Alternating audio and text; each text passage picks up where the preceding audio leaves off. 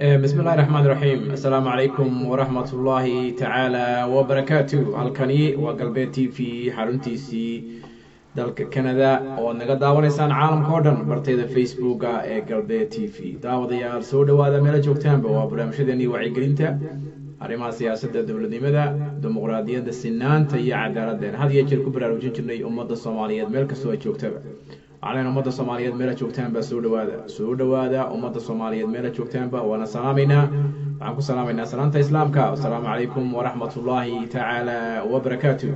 ما أنت وحين كهذا دونا دور قضب أو جهر ريو قدوميها كوميشن كمامور كهرجيسة مستر ريا راع أو شيء إلا جه شيء تبشوينكي قبل الله ده جارحان قبل كأوضل لاين نقطي ميرشل اللي كنت جابينه يو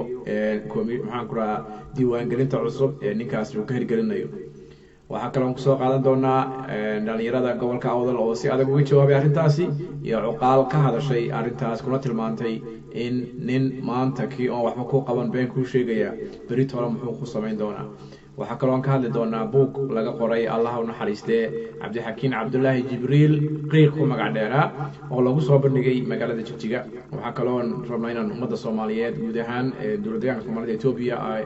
أن كانوا بيسيس وفي دنا أوروكا JPD إنه قبضان دورش رويني هي سي المحلو شاعني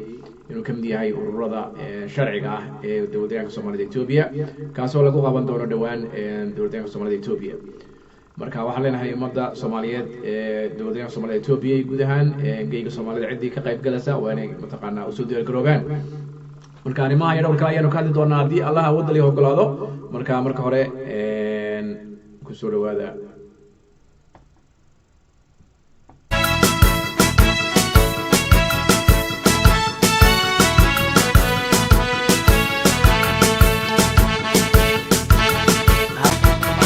Dadwaynaha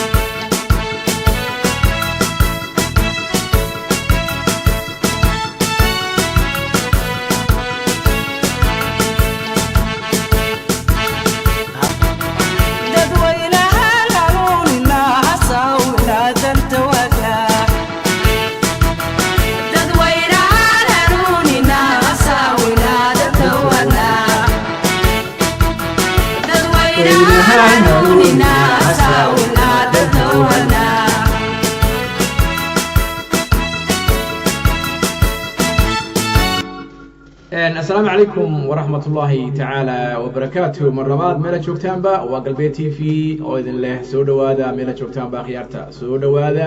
meel aad joogtaan ba maanta saan hore u sheegnay waxa ugu soo qodobkeena ugu soo horeeyay waxa weeye nin la yiraahdo Cabdirashiid Riyaraac oo gudoomiyaha komishanka maamulka Hargeysa oo sheegay in laga heshiiyay doorashooyinkii iyo diiwaangelintii iyo qabsoomidii tirakoobka ama diiwaangelinta gobolada Soomaaliland oo kala yiraahdo haddaba waa kan bayla dhageysaa isagoo arrintaasi ka hadlaya ayaa waxa uu yiri dadkii qaan gaaray dadii laga soo wareeyay dadka qaan gaaray oo xaq u yeeshay inay odeeyaan dadkaas qaadanaya deegaanada buuqa uu ka taagnaa gaar ahaan gobolka Awdal oo lahaa doorasho lama gelayo iyadoo la sameeynin iyo saami qaybsi maxaa laga yeeli gudoomiye waa laga heshiiyay arrimahaas way dhamaadeen waxay ku media oo kala socoteen sense baa la qaadi doonaa marka diiwaangelinta laga baxo doorashada dhacdo marka arrimaha waa laga heshiiyay dadkuna waa gelayaan Awdal way ka bilaabmaysaa oo ugu horeysa sagaal ilaa ku ka dhacaysa wax dhibaato ah oo meel laba ku jira ma jiraan alxamdulillah waa wada wanaagsan dadkii qaan gaaray dadii laga soo wareeyay dadka qaan gaaray oo xaq u yeeshay inay odeeyaan dadkaas qaadanaya deegaanada buuqa uu ka taagnaa gaar ahaan gobolka Awdal oo lahaa haddaba dhageysta deegaanada waxa la buuq uu ka taagnaa gaar ahaan gobolka Awdal maxaa laga yeeli gudoomiye waa laga heshiiyay arrimahaas way dhamaadeen waxay ku media oo kala socoteen sense baa la qaadi doonaa marka diiwaangelinta laga baxo doorashada dhacdo marka arrimaha waa laga heshiiyay dadkuna waa gelayaan Awdal way ka bilaabmaysaa oo ugu horeysa sagaal ilaa ku ka dhacaysa wax dhibaato ah oo meel laba ku jira ma jiraan alxamdulillah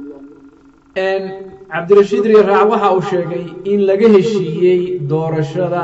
maxaan ku raahdaa iyo diiwaangelinta gobolka Awdal reer Awdal in badan baad arkaynay oo meediyaha kala socoteen inay had iyo jeer ay lahaayeen lama qabanayo doorashadaasi ilaa iyo laga heshiiyo saami qaybsiga golaha baarlamaanka saami qaybsiga awood qaybsiga guud ee maamulka Hargeysa marka inta laga heshiiyo ayaa shacabku waxay diyaar u yihiin baa la yiri in la qaban karo doorasho la qaban karo in la qaban karo diiwaangelin la qaban karo laakiin maanta waxa la cadeeyay in la yiri nin la u doobshay waa la wadanayaa looma joojinayo oo iska socoto waad arkaseen dhalinyaro ka hadli jirtay odayaal baa ka hadlay jirweynaha laga qabsoomay hotel saaw ka qabsoomay ugu dambeysay oo cuqaasha iyo dhalinyarada iyo aqoonyahanka iyo xildhibaanada ka soo jeeda golahaasi deegaanka maxaan ku raacay xildhibaanada ku jira maamulka Hargeysa ay ku yimaadeen oo laga soo saaray bayaan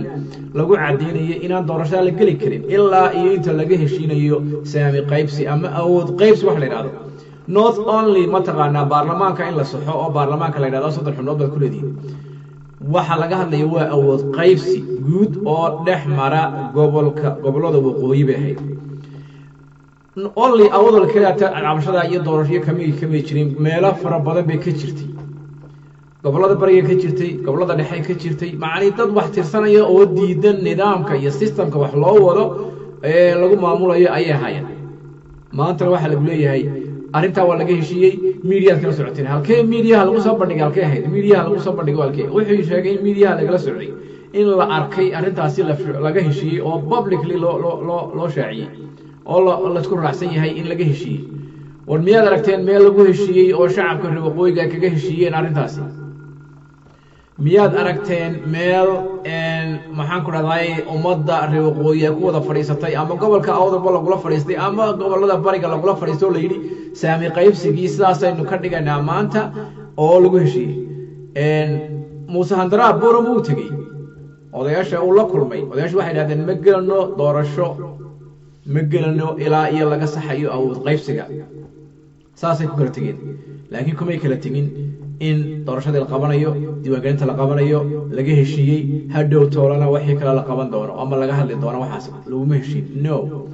cid arinta ku heshiisay ma jirto laakiin waxa weeyaan la jiifiyana banaan la joojiyana waa marsanaya waxayga weey nin kule waxaygan marsanaya waa nin ujeedo leh waxa nin meel u cadahay meel ka madow hadday reer Awdal ku qanacsan yihiin inay doorasho saa ku galaan oo ninka maanta kii oo aan waxba qabanin oo aan irbad dungalin nin kule arinta waan ka heshiin reer Awdal ku heshiinay wayna dhamaatay saasaan lagu soconayaa wixii dabana waa laga heshiin doonaa ninka maanta saa kule berri toole halku ku dhigaya reerka hadduu maanta ninkaasi awrka hoggaanka qabto xagee lagu furayaa awrkaasi waxa la nin aan kugu rarin iyo aan ku furin علينا هاي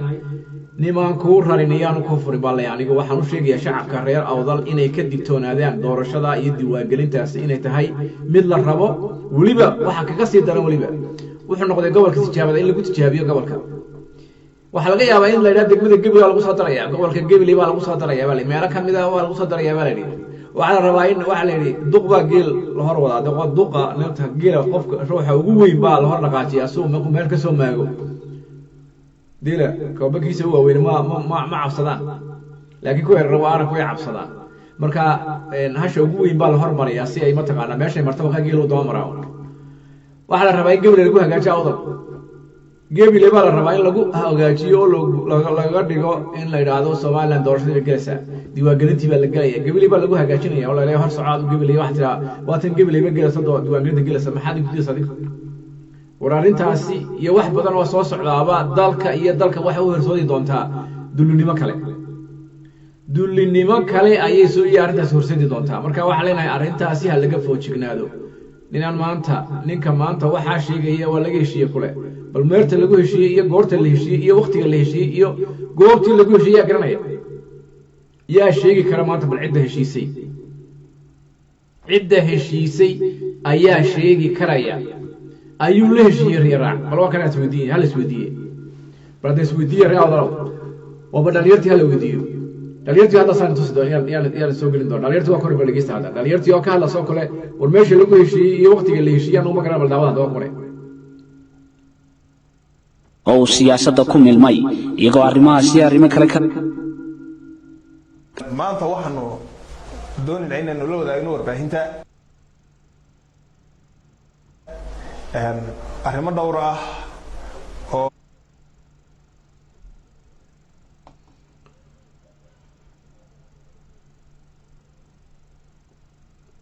bradayla daawada dhalinyarta soo ka hadla saarinta bradayla daawada idinka yaabi doona saan wada ogeyn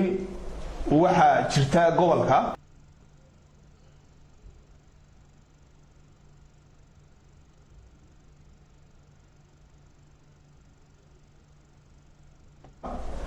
habasho muddo badan soo socotay oo ku salaysnay awood qaybsiga Somaliland badayla daawada caaqil ka hadlaya gobolka gobolada galbeedka Soomaaliland ayaa waxa uu taageeray haldoorkii iyo dhalinyaradii maalintii shalay ahayd eedeymaha culus u jeediyay gudoomiyaha komishanka doorashooyinka Soomaaliland oo been ka sheegay arrimihii saami qaybsiga muddada badan uu ka cabanayay gobolkani Awdal oo sida hadalka uu dhigay ayaa waxa uu hoosta ka xariiqay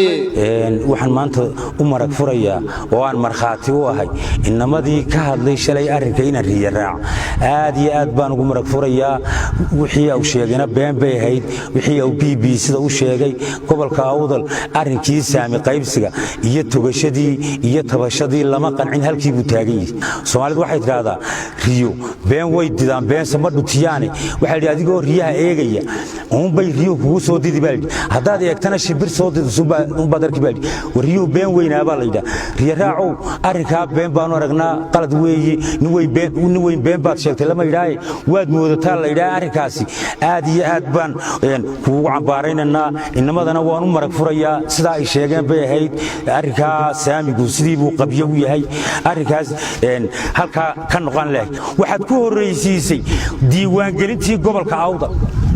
gobolka Awdaleed ku diiwaan geli aad ku horeysiisana annagu arrinka shaki baan ka qabnaa sababtoo ah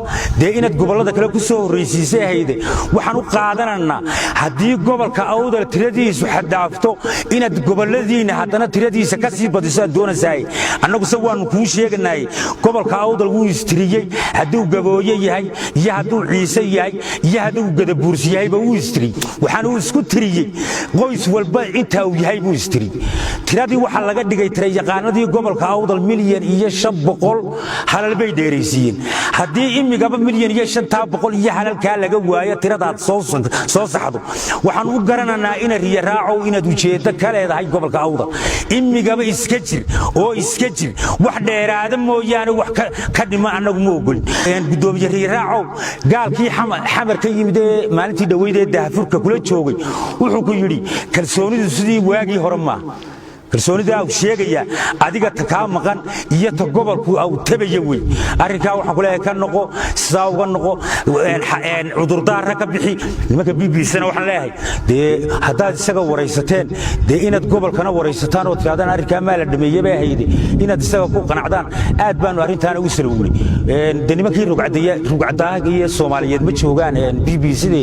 waxa jooga niman caruur oo caga yare iyo cadoosh iyo niman kala jooga waxaan malayn lahaa BBC in lagu soo celiyo nimankii waaweynaa baa fiicnaan lahayd oo dhaqanka Soomaalidana yaqaan mar kale waxa uu caaqilku baaq u diray bulshooyinka ku dhaqan gobolada Awdal iyo Salal waxaana ugu baaqay inay si degdeg ah isu diiwaan galiyaan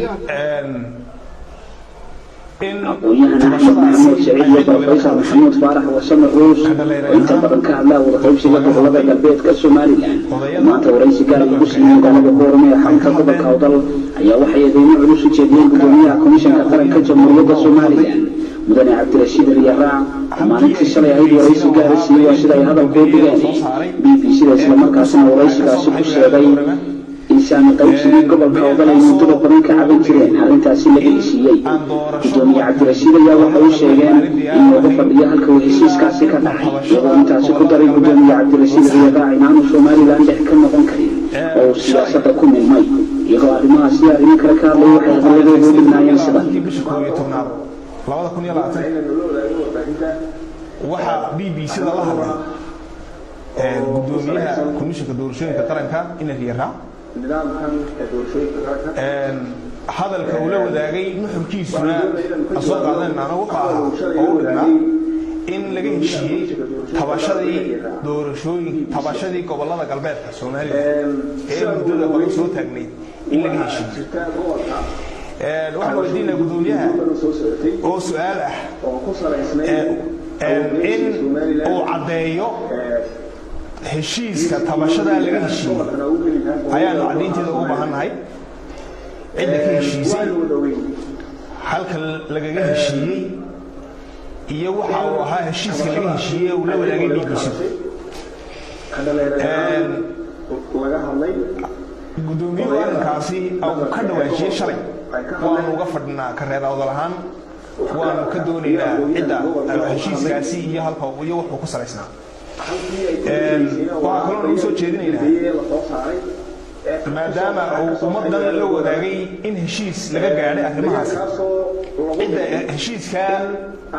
gaadhay ee dadka shalay la wadaagay cidda heshiiskaa gaadhay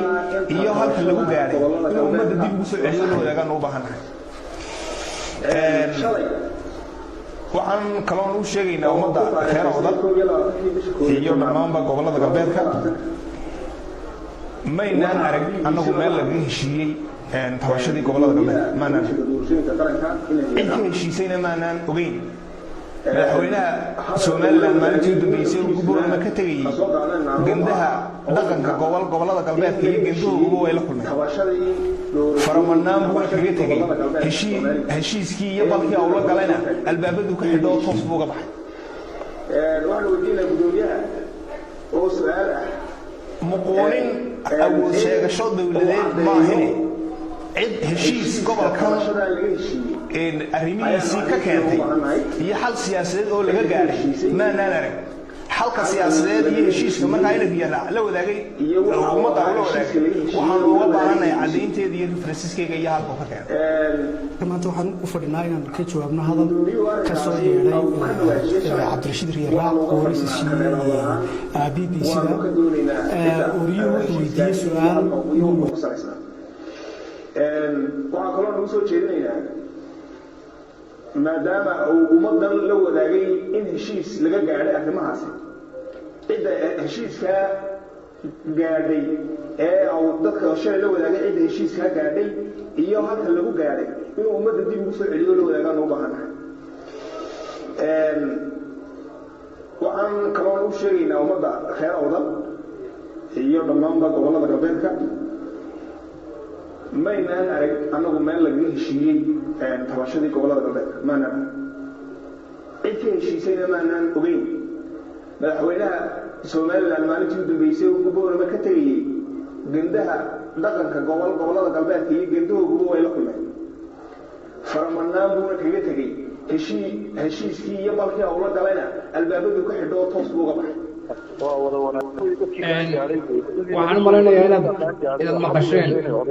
dadkaasaa qaadanaya deegaanada buuqa uu ka taagnaa gaar ahaan gobolka Owdal oo lahaa doorasho lama gelayo iyadoon tirakoob la samaynin iyo saami qaybsi maxaa laga yeeli gudoomiye waa laga heshiiyey arrimahaas way dhammaadeen waxay dadka media waa kala socoteen census baa la qaadi doonaa marka diiwaangelinta laga baxay doorashada dhacdo marka arrimaha waa laga heshiiyey dadkuna waa gelayaan awdala way ka bilaabmaysaa ama ugu horeyso 9 bishay ka dhacaysaa wax dhibaato wadi ka maqlaya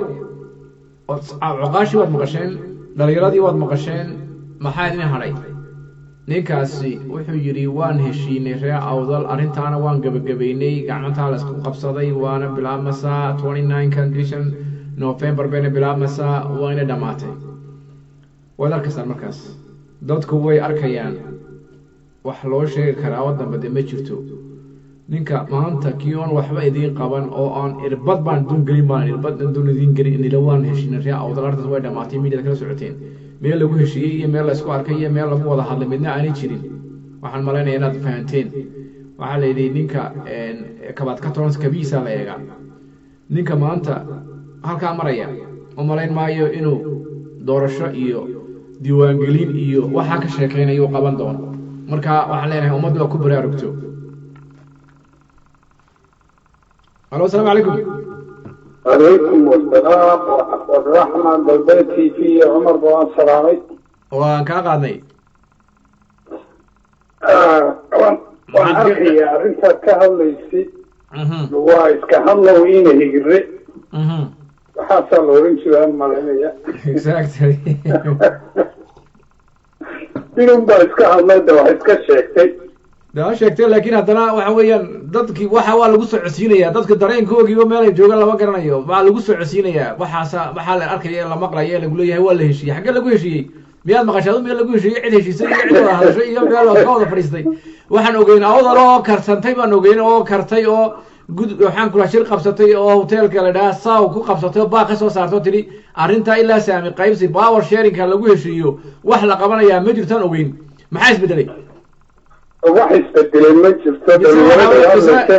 mise waxa weeye nin la wato wata sheekadu waxay taagan tahay dad baa waxay ku leeyihiin nin balaayo aba soo baxay oo siyaasiya laakiin waxay raaciyeen oo la wato markaa ma oo la wato ku jirnaa markaa isaga markayna wato diiwaangelinta wato waxanba waxaan maqli jirnay nin baa gabadh la baxsaday oo meelaha ku soo mehersaday bilaa sharci anagu kuwa kuma jiro kuwa la mehersaday kuma jirno umarow si wanaagsan ku soco marka waxa weeyaan waad arkaysay wakiilkii u joogay European Unionku shalay buu yidhi Hargeysa iskada ummadda Soomaaliyeed ee gaaladii baa ogaatay meesha waxa ka taagan oo ku tiro waxaan wax la qaran karay iyo beentii way ka soo dhamaatay meeshana waa lagu kala tagay lacag aan ku siinaynaana ma jirto haye ujeedada laga lahaano waxay idin lacag ma garanaysaa laga urursado inkaadi مصطفى وحد كجرتا قلبي تي في لايف marka waxa ka oranaysid waka umarna waka maqlaya waa lagu dhageysanaya waxaanu ka hadlaynay arrimihii ninkan beenta meesha isla soo taagay habar jecleede beelahooda way ogolaadeen wixii oo la meheriyey buu leeyahay beelahooda السلام عليكم مصطفى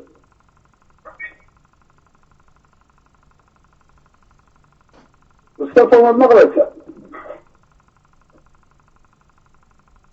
مصطفى كم مغرب مالينيا قعدتها كقطعة مالينيا مرة يوسف قرعت anyway أنا هوشني وذرنا وحاس وايد كهذا وحكت شرانا متشرو waxay sameynayaan ma jirto waxa weeyaan lacag bay rabeen inay adduunyada kaga sadaqaystaan tiina waa lagu fahmay macnaha u weyne laakiin meesha ku jiraa waxa weeyaan dadka reer awdan iyaga maxaa ka fiican That's the case. مير كمان لأن وحبوب الشرير أدونكي بكو كارتجي ورنتنا الله شاك وحن مقلي وحي سكول ليني بابور تيرنا لك هي ميرها لوكلا دردري يسكول ليني ينبان مقلي وإنت إنك بلمين أكيد معناها فيشن كوك وحن نقضي بابور لك ريستو إيه العقد تير هلان بيرها معني يقول لكن umalayn maayo dee dadku inay maanta waxaa lagu kala tegay inay u taagan yihiin inay qabtaan oo hawshaana galaan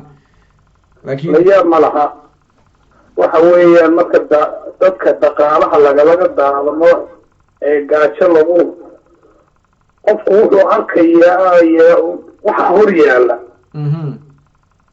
ee barwaaqada iyo qarinada iyo awoodda ay ku fadhiyaan ilaahay ha tusaaleena آمين آمين لا تصو. waxa kale oo rabay oo maanta u soo galay waxa jira shirkii JBD xisbiga JDB Ethiopia oo ka dhici doona kelinka xisbiga waa xisbi federal laakiin waxa lagu qabanayaa shirweynahoogii in la qabto weeyaan bishan December 19 inta ka horeysay marka dawad adigu waa la socotay dadaalka waad kula jirtay waxoogaa raga unbaa iyo dumara iyo dadaal badan geliyey oo maal badan iyo wakti badan iyo hawsha inteedii dhanna way soo dhameeyeen marka laba shir baa iska daba dhacaya mid gaar ahaan ummadda gadabuursiya iyo kii shirweynihii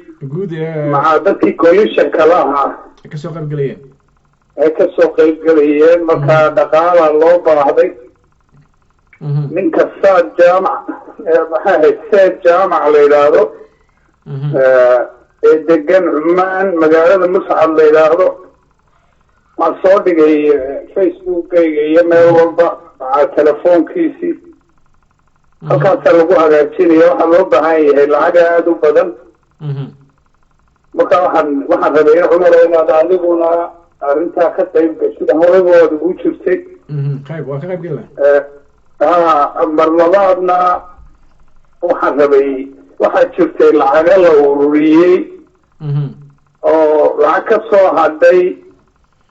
maxay ahayd mashruucii beenta ahaa ee lughaye maxaa la oran jiray ururkii maxaa la oran jiray arda waxaa jirta lacaga u haye sheekh xasan daheeye oo markii u dambeysay dhalinyaro u tagtay oo yurub iyo ka tagtay hawtusay yidhi wataa dahabsiir bay taallaa $30,000 maadaama aad lagu qabanayo dangada buursi annagaana damaanadeeda qaadayna sheekha waxaan leenahay haddaad ilaahaaga ka cadsoonaysid lacagtaa ku wareeji ururka ama xisbiga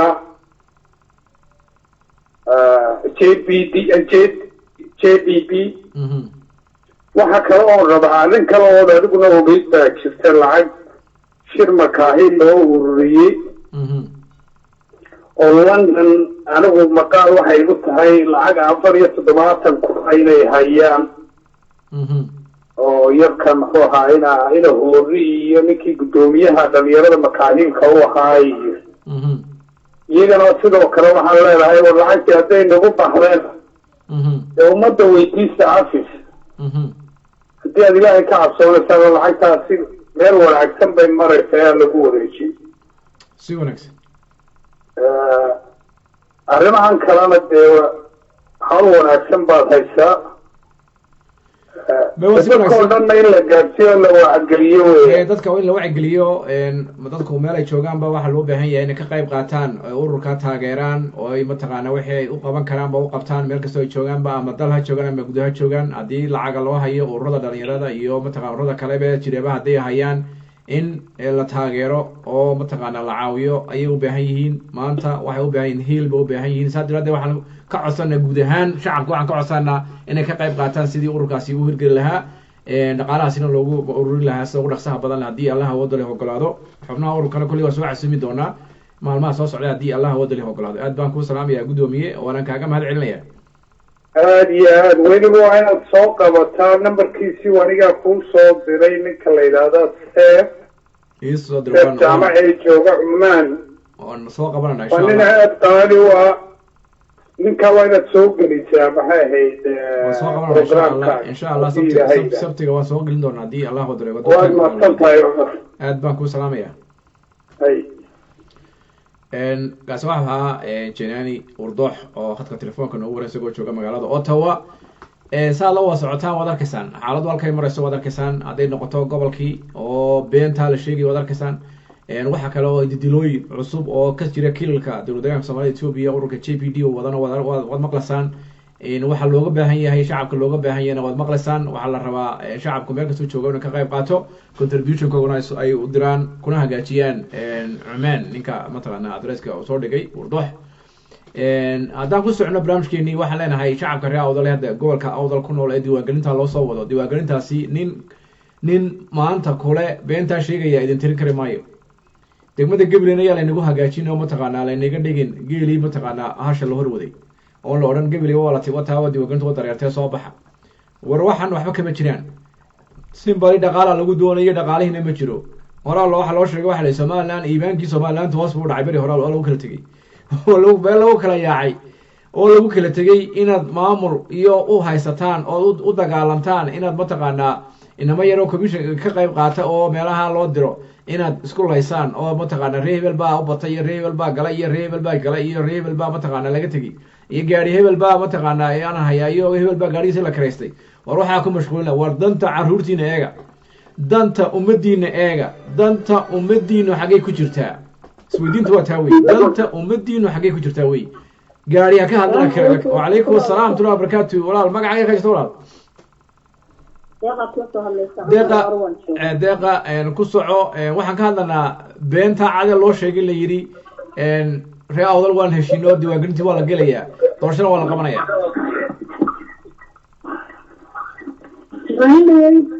horta dhammaan waan salaamayaa asxaabta galbeed TV adoo cumarna waan ku salaamayaa jazaaka allah khayr inta dadkaaga aad usoo jeedidad baraarujinaysid horey socon kalahay markaan fikirkayga usoo noqdo maalin dhaweyd waxaan lahayn lambarka la rabo Awdal in lagu qoro uu diyaarsan yahay waa la diyaarshay already waa la diyaarsan yahay waa lambar iska diyaarsan waa target meelka yaallo exactly sawirada laga qaaday oo dawarsigii waa lagu dooranaya oo lagu dawarsi tagaya inkastoo hay'adii la odhanaya SDF iyo European kiyo wixii bay inay soo wada jeestaan ay warkooda gacanta ka saareen haddana still dadkii kale oo dhan way tashadeen meesha dadka la deganaa nin kastiba maanta xamar siduu wax uga soo qaadan lahaa uu gobolkiisa yar u dhisan lahaa uu diyaar u yahay marka ninka doorasho ka sheekeynaya maanta waa Awdal Cumarow hargeysina xamar bay ka sheekeynaysaa oo aad arkaysan Muuse Biixin lahaa maxuu ahaa Cabdi Xaashi waa haliyay jooga gobolka maxaan ku dhahay waqooyiga jooga oo isaga matala gobolada waqooyi isagana xulaya maxaan ku dhahay baarlamaanka guddiga baarlamaanka iyo cidii loo baahan yahay isaga ugu sareeyo xulaya oo adiga wada maqlayaan laakiin haddana ilaa hadda reer Awdal waxay ku mashquulsan yihiin diiwaangelin bay ku mashquulsan yihiin maanta oo mataqaana ka sheekeynayaan oo leeyihiin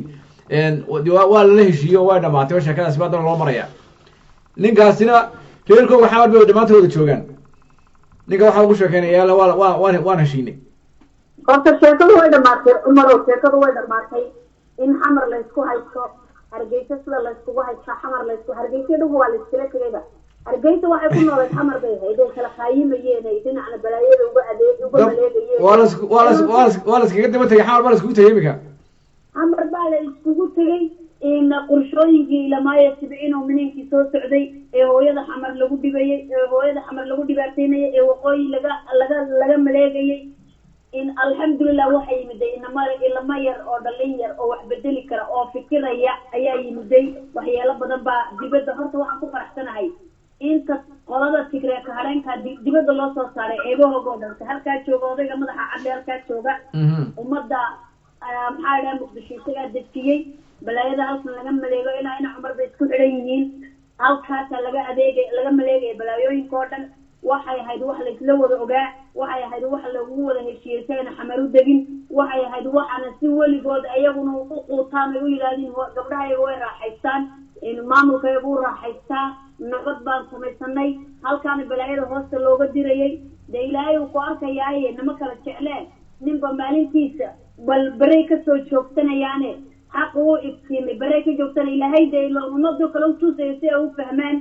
waana la fahmay inamada dhalinyarada ee siyaasadda xamar badilay ee yimiday waan ku faraxsanahay maanta alxamdulillah inta ceebtooda banaanka la soo dhigay nacam waadarkiisa odaygii muusabixi inuu haysan kari waayay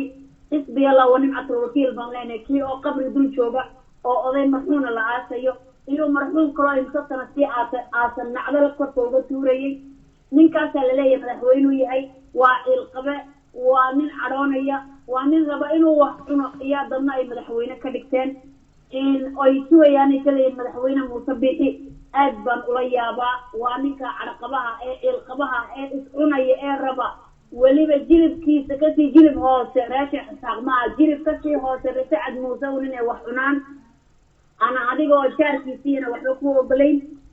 qorshahan maanta meesha laga wadana waxa weeyaan in heegada Djibouti baa ka dambaysa waxa la leeyahay maanta doorashada inuu ku soo noqonayn baa la garanayaa annaga ku soo saarayna la leeyahay in qorsha laga maagay gobolka Awdal waxaan maqlayay ururada dirdaba ka dhisan gaariyaasha ku soo guraan dadka ururada Djibouti ka dhisan gaariyaasha ku soo guraan dadka maqlayay marka waxa sheekadu jirtay in garxajis aan soo bixin oo annaga Djibouti ku soo saarayna dadka gaariyaasha lagu soo gurayo ee la keenayo meeshan nagada bursiga madaxweynaha dooranaya Muuse Biixi soo celiyana garan maayo waa meesha waxa ka socda qorshooyin dhaadheer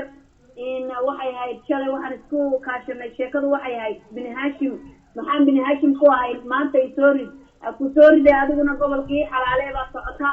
xagga shisheeye xagga hoose oo kala leenahay baa socota waa qorshe dhaadheer diiwaangelinaya sheekadu waxaan yarayso kama aha diiwaangelin in lagu habsaamaba ma aha ninka ku diiwaangelinaya waa ayuu yahay war ma qabiil baa qabiil diiwaangeliya waa salaysku haysto aan ka yaabanahay inamada yar dhalinyarada soo dhigtana Cumar waan daawanayay waxana inamadaada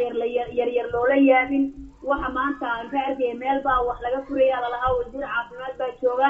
maamul beeleedka kuwii ka socdaa joogay odayaashii taqalifintii imaamadii marnayd baa joogtay koofiyad baclayaashii waxay lahayn diiwaangeliya shalayna waxa la Muuse Biixi waa lagu kala ku soo deeqa ku soo Ahmed Sabuji way ku soo deeqa waxyaalaha caynkaas meesha ka socda waxaan la sii yaabanoo la sii anfariira war maanta halkay joogaan in mareerta maanta in mareer dhan oo meel degan oo qabiil oo neefina oo bursiga oo waxa la rabtay meeshoodii lagu dul gorgorsamayo oo ayagii saxadii siyaasadda ka maqanba ana dhulkiiba jooginba anigu waxaan leeyahay fariino maanta ka diray waxaan leeyahay ninka maanta dhulkiisa in xarshina gaari looga soo kireysanayo kaar laga qaadanayo gobolka Awdal weeyaan nagada bursiga ka qaadanaynin dirdamana gaari laga soo kireysanayo laga qaadanayo gobolkiisa maxaa la yiraahdaa kaar laga qaadanayo la rabaqliyeed in lagu helo waagada bursi deegada bursi kale waxaan inaan baa la cad ka hadlayo dhageysanayo wuxuu yiri meel hoose ayuu ka hadlay ma jeclina si raaco wuxuu yiri annaga Muuse Biixi baa la tuuro wuxuu soo ciyaarsinaya qabiil kale halka inuu ka hadlo waan ka xumahay hadii uu maanta sida u fikirayo oo reerka uu yahay waa ka maanta muxuu ku hayaa kii kale reerka qabiilka isku sheegay ka soo jeeda afka cadaawad Djibouti looga yeeray oo iyaga hor ku siidaya odagii kale indha abisada laaba jooga maamul goboleedka oo arkayna waxaan ku dagaalanaa markastaba magaca Djibouti baa ku dagaalanaa ما نقانو محقسنا ما نقانو مكاهيل ما نقانو هبر عفانا ما نقانو وروحن دونا واشرتي بالبورتي والبورتي اسكو حنا لا انا هل كميد كاينا يردي دمر هذا عندنا يردي in goofiyad baclayaasha maanta waan arkayay marka ninkan ka hadlay BBC-dana kuwa uu meel kala soo kacay way og yihiin maskaxda inamada yar baa lagu ciyaarayaa waxa ku ceeba inamada yar ee gobolka ka soo jeedi maanta inay dadka ku ritaan goofiyad baclayaasha musabbix hoosta ka siinay $100 kiyo maanta xamar lagu gorgortamayo habar jecla tiriano isbaan dhaqaalaha xamar ugu doonanaya garxajis isugu doonayo oo ay habar awalla is ugu dooranaysa awal bay waxay isu soo qaadanaysay ayaa maanta iyaga lagu dawarsiisanayaa waxa lagu leeyahay xildhibaanadoodiiba anagu masuul ka noqonaynaa baa la isku leenayaa war waxaan leenahay hore baa dhulkana loola galay war waxaan leenahay hore milii baabi'iyey war waxaan leenahay horey baa la rabay in dhulkana laga masaxo sida reerka gabooyo la yidhaha Soomaalidu ay isugu tuurtuurto in la masaxay laakiin xagga alla ka nooshiin waxaan noqotay Falastiin Israa'iil baa reeraha inaga gashay waxaan oran lahaa anigu khadada bursiga jooga Djibouti waa Israa'iil ka hargeysa joogina waa Israa'iil in dumarka iyo dhalinyarada halka jooga ee la rabo in la barakiyo waxaan ka codsanayaa inamada dhalinyarada ah ani waxba igama galin ka xeebta degan ka kale waxba igama galin dhulka gada bursi raga degan waxaan leeyahay waraan gada bursi baan noqonaysiin amba way ahaan jireen baa la oran maanta waxa halka ka soo socdo nin oo taliyana waligeed lama arkin gada bursi goortu maxaa la u shiisay dhixkiisa wixiisiyo macawstiisa u dhiibay raka garan lahay waxa halka uga fadhinaa raga gada bursi oo gobolka ku nool awdal in ay u soo jeestaan gobolkoogii waxyaalaha socdo waxaan eegan karayna maaha war waxaan leenahay dhalinyarada iyo dumarkiina hawsha inagayna taagan tahaan leenahay cumarow haddii ay maanta noqotay sir dhaban in looga yimaado gobolka awdal oo aqlabiyadiisa lagu tartamo gada bursi Eritrea degan asoo galaan leenahay Djibouti waan isku weydaarsanayna reeraha sir dhaban ka soo baxaya waan switch baa sameynayna annaguna Djibouti maanta Eritrea kuwa degan gada bursigana waxaan leenahay Djibouti soo gala inta awdal iyo Ethiopia joogtada Djibouti soo gashay mar haday ba sheekadu halka taagan tahay laakiin dad baa la isku diraya halka jooga ninkii halka alla ku beeray uu ku beerayahay lama diidano laakiin ninka maanta dibdaba ka soo duulay balaayo wataa in dadka isdalay baa la rabaa in la isku diro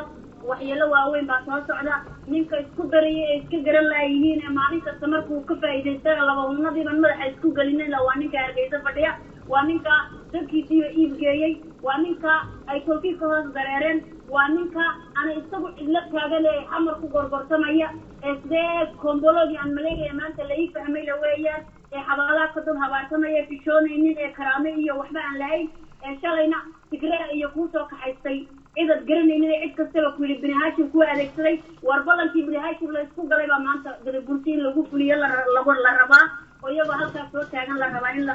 kala saxeexdo war waxaan leeyahay amba sidan si u dhaama amba waxaan inaga aragno dadka gada bursi dhammaantood rag iyo dumarba macal dhalinyarada isaasaan uga fadhinaa waan leenahay maanta reerka qura ee Soomaaliyeed ee maanta gobolkoogii awdal ee la wada garanayo ee dadkii lahaa asal la garanayo maanta tartan loogu jiro sidii looga qaadi lahaa ee weliba soo jeesana waa cajiib waa ka yaabanahay waxaan u baahanahay gada bursi inuu isagu hoos iskugu noqdo aniga ka jaarkayga wax igama qaadayo ninka jaarkayga ima soo talaabo hadduu inanka walaalkay amba inaadeerkay amba aabahayna way dilaynin maxaa la yidhaha waxaan ka rabaa intuu isagu ka fikirayo maxad casaanahay intuu ka fikirayo habar casaan baanahay intuu ka fikirayo makaaniil baanahay inuu danta guud ee gada bursi horta ka fikiro in yar inuu eegtaan in yar bal inuu isku yar noqdaan rabaa maanta ninka leeyahay saa ugu jir deeqa khadka waxaa ku jira Professor Axmed Cumar Baahsan ku jira Professor maxaad kaga qayb galaysaa adigu horta waan idin salaamayaa adiga iyo gabadha deeqada waan idin salaamayaa assalaamu calaykum wa calaykum assalaam wa rahmatullahi waan dhawahay waxaan salaamayaa oo kale ummadda maqli doonto codkeena ummadda gada bursi anigu waxaan kulley waxaan u dirayaa uun biliin dhalinyarka gada bursi odayaal waan arkaysay oo kulley damiirkoodu meel buu ku xidhan yahay dadnimadooduna waa horay dhimatay marka wax lagu doodo oo lagu daalo maaha oday iyo caaqil iyo suldaan laakiin dhalinyarta damiir kale damqanaysa awshaa ka gelgelanaysa ayaan waxaan u sheegaynaa waxaad isweydiisaan inay isweydiiyaan maxaa loogu horreysiinayaa bowrama tirakoob maxaa bowrama looga bilaabay waa laga dhigo lambarka laga dhigo 20,000 marka tirada bowrama ka soo baxda kolka burca la tirinayo 3 laab waa burca lagu sheegay marka bowrama intay noqoto 3 laabkeed waa burca lagu sheegay waxa la yiraahdaa waayan burcadda kuma noola run ahaantii isaas kolka la tirinayo noloshiisu waxay ku nooshahay maroodi jeex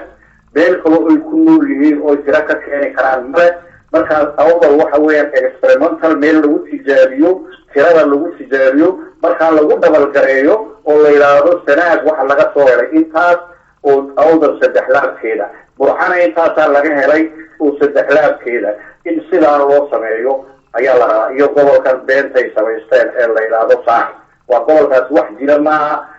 wax in la ixtiraafana maaha in laga sheekeeyana maaha marka waxaan leeyahay dhalinyarta maanta awdal joogta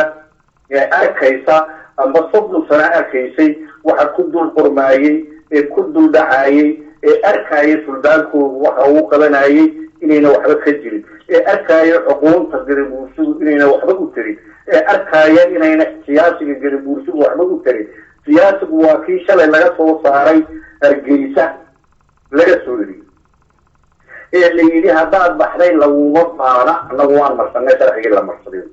marka waxba jawaab kama bixinin markaa kuwaasi waad aragteen damiir xumadooda 15 sano ayay fadhiyeen meesha oo waxba idiin qaba waaye waad aragteen dhalinyaro waxaad aragteen riyaraa oo shalay qabiili ah oo qabiil ku diray iyaa la yidhi wuxuu noqonayaa doorashadu commissionku madax ka noqonaya oo isaga ayaa doorashada galay waa qabiili waa nin xun waa beenaale waa kadaab waa kii shalay beenta idinka sheegay gaaraha waa leysiina waa dhamaystir beenta sheegay marka waxaan leeyahay dhalinyaro in aad sugtaan male ilmihiina dariiq u sameeya kaad deli doontaan weji u sameeya sirabtiinana wax u sameeya ka diida oba idin xakumaana ma jiro sidaa wey intaasaan idin odhanayaa dhalinyartahay aniga waa iga dardaaran weligeyna waan idiin sheegi jiray waan sheegi jiray somaliland malihidina waxba kuma lihid dad kuma tihiin cididan ixtiraafsani ma jirto cididan ogi ma jirto laakiin awoodiina dal soomaali oo dhan idinkaa ugu awood badan ugu karti badan ugu caqli badan dhulkaa barwaaqadu allayni siiyey yaa laygu diidayo waxaan ku darayaa ninka selal baan deganaa yidhi meesha aan jirin magaxa loo samaystay sidii doona waa ku yimaado sheeganay waxaan leeyahay adigu niyo ciise gedibuusi la-aantii noolaan mayse ma noolaan karta adna waad ogta 4 sano ayaan isku dayday inaad gedibuusi baabiiso waad baabiin kari waayo nolosha aad ku nooshahay iyo caqliga aad ku shaqayso gedibuusaa ku haya marka dib u fariisan leh waxa ummadda reer awdal rabaan ayaad wax ku leedahay ummaddaa dhinac ula sidaasaan isaga rale waa la kala tegi haddii la kala tegana adaa ka tegaya awdal isaga sidaasaan leh waxaad ka warantaa professor waxaad ka warantaa ninka maanta shiidhi kii oo waxba qabanin been sheegay ee raba inuu reer awdal tiriyo wuxuu yidhi gobollada waa la isku dardarayaa maroodijeex qayb ka mida iyo awdal baa lagu bilaabayaa buu yidhi ma gebli baa lagu hagaajinayaa awdal markaas waxay oo dhan waa khiyaano waa haweenaan awdal kulley waxa weeyaan sidaa sheegayay ninkaasi waan naqaanaa waxaanu garanaynaa ololihiisii baan garanaynaa siyaasadiisaan garanaynaa watan nin dhexdhexaad noqon kara maaha ummadaba dhexdhexaad u noqon kara isaaq laftiisa dhexdhexaad ka noqon kara waa nin meel u socda waa nin hadaf kale leh waa nin eex u socda waa nin jeebka muuse ku jira horta waa in sidaa loo ogaaro wey waa beenaale qofna hadduu been sheego diinna male iimaan male caqli male garasho male xishood male idaab male marka intaasoo dhan buu kulansaday markaa ninkaa waxba laga dhegeysan maayo reer awdal waxaan leeyahay war ma waxaasaad wax ka dhegaysanaysaa idinkoo damiir leh oo dadnimo leh oo diin leh oo akhlaaq leh miyaad dhegaysanaysaan beenaale isdhacay oo allana ka go-ay maya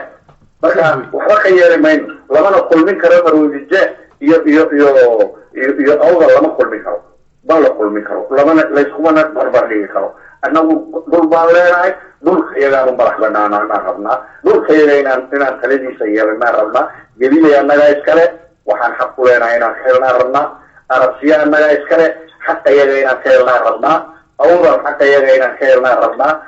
awdal waxaa la yidhaahdaa markaan la sheegayo from arabsiyo to lowyacad that's awdal waxaa la yidhahdaa marka dadka intaa degan waxaan ugu baaqayaa anigu oranaya war beenaale allaba nacay oo shaydaanka lamida waxbaha ku darsanina wixii naqaad aad baad umahadsan tahay deeqa maxaa kusoo gabagabaynaysa adigu waad maasanta cumar waxaan kusoo gabagabeynayaa kolley adduunyadu maanta way wada baraarugsan tahay qof maanta waxay ka qarsoon yihiin ma jirto kursi yaroo quraa lagu wada fadhiyaa nin kastiba ciyaalkiisa aayahooga dambe iyo wuxuu ku fikirayaa sidii ou maxaa la yidhaha asalkiisa iyo irabkiisa iyo meesha u xaq lahaa uu soo saaran lahaa soomaali maanta nin kastiba dabadu gashaday meesha ku noolaa ilaahay dhigay adduunyadu maanta waa dhulku ilaahay ku dhigay maaha ninka maanta guri kiraa ku jira siduu ma isagaa degama maba deganaa magaalada iyo nin gurigii iska lahaa u fadhiyo maanta waxaa la rabaa inay guri kiraa inay ku jiraan baa la moodaa dadka gobolka awdal degan inay guri kiraa ku jiraan ayaa la moodaa waxaan anigu kusoo gabagabeynayaa inama yaryar oo qaybkiina waxa weeyaan ninka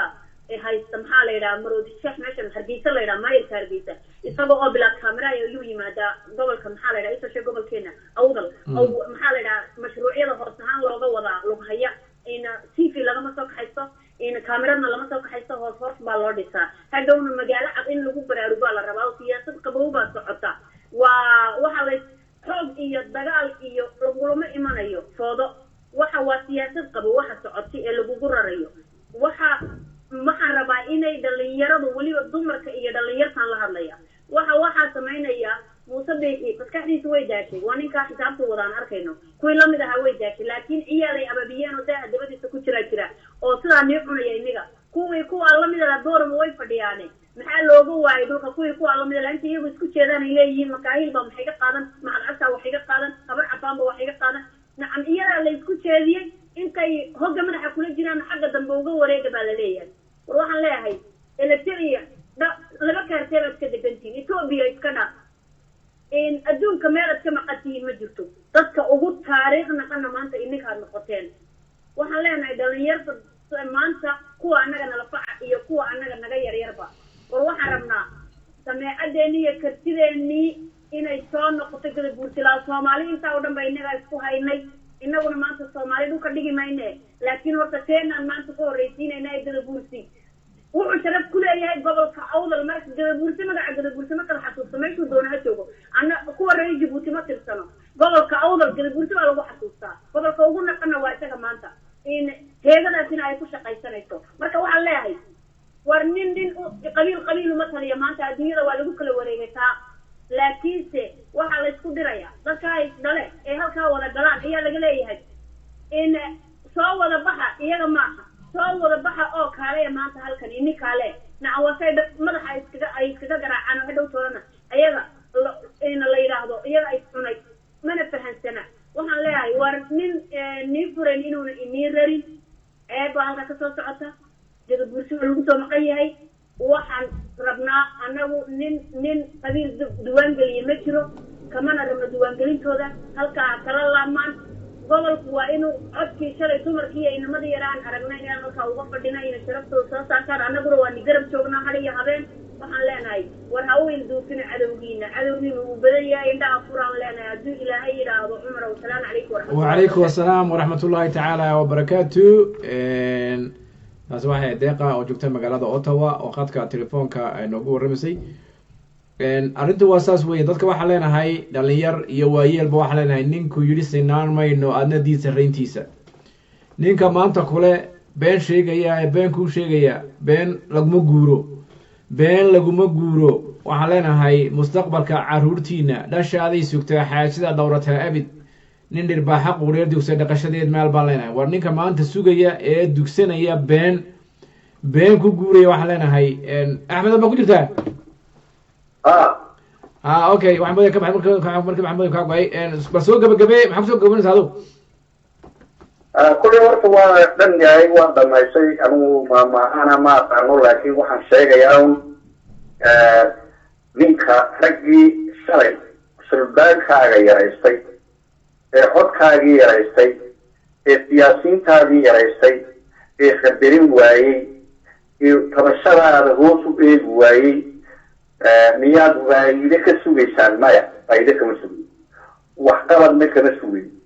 ودول كينا إنه فرن بدول كينا إلهي إن الدجيبة برواقة بيرجع معها لين قدر جاوي سومالي وترادا غير أوضاع ما ملكي نسرعيستا وتنري نخبصلا وبناء اسكراعة وحالين كقيلي اسكدافة وبينويا وحالات دجال سيئة ولجيلك مرعجل البورسي ولا دجال سيئة مرعجل البورسي إلى الشرف وشرفتين وقرطين وولديركين وزبدين وغرمركين الخسارة تغلير كلا وشرفت إلمها بدون طوي الذكر والجبوبيسان إلمها ونصرا على عليسو ومبو على علي مركا كا أبدي دونتو أبا إنك كورايا كا إلالي من لنا إذا يستفير أو ضل وقصنا وجه النظام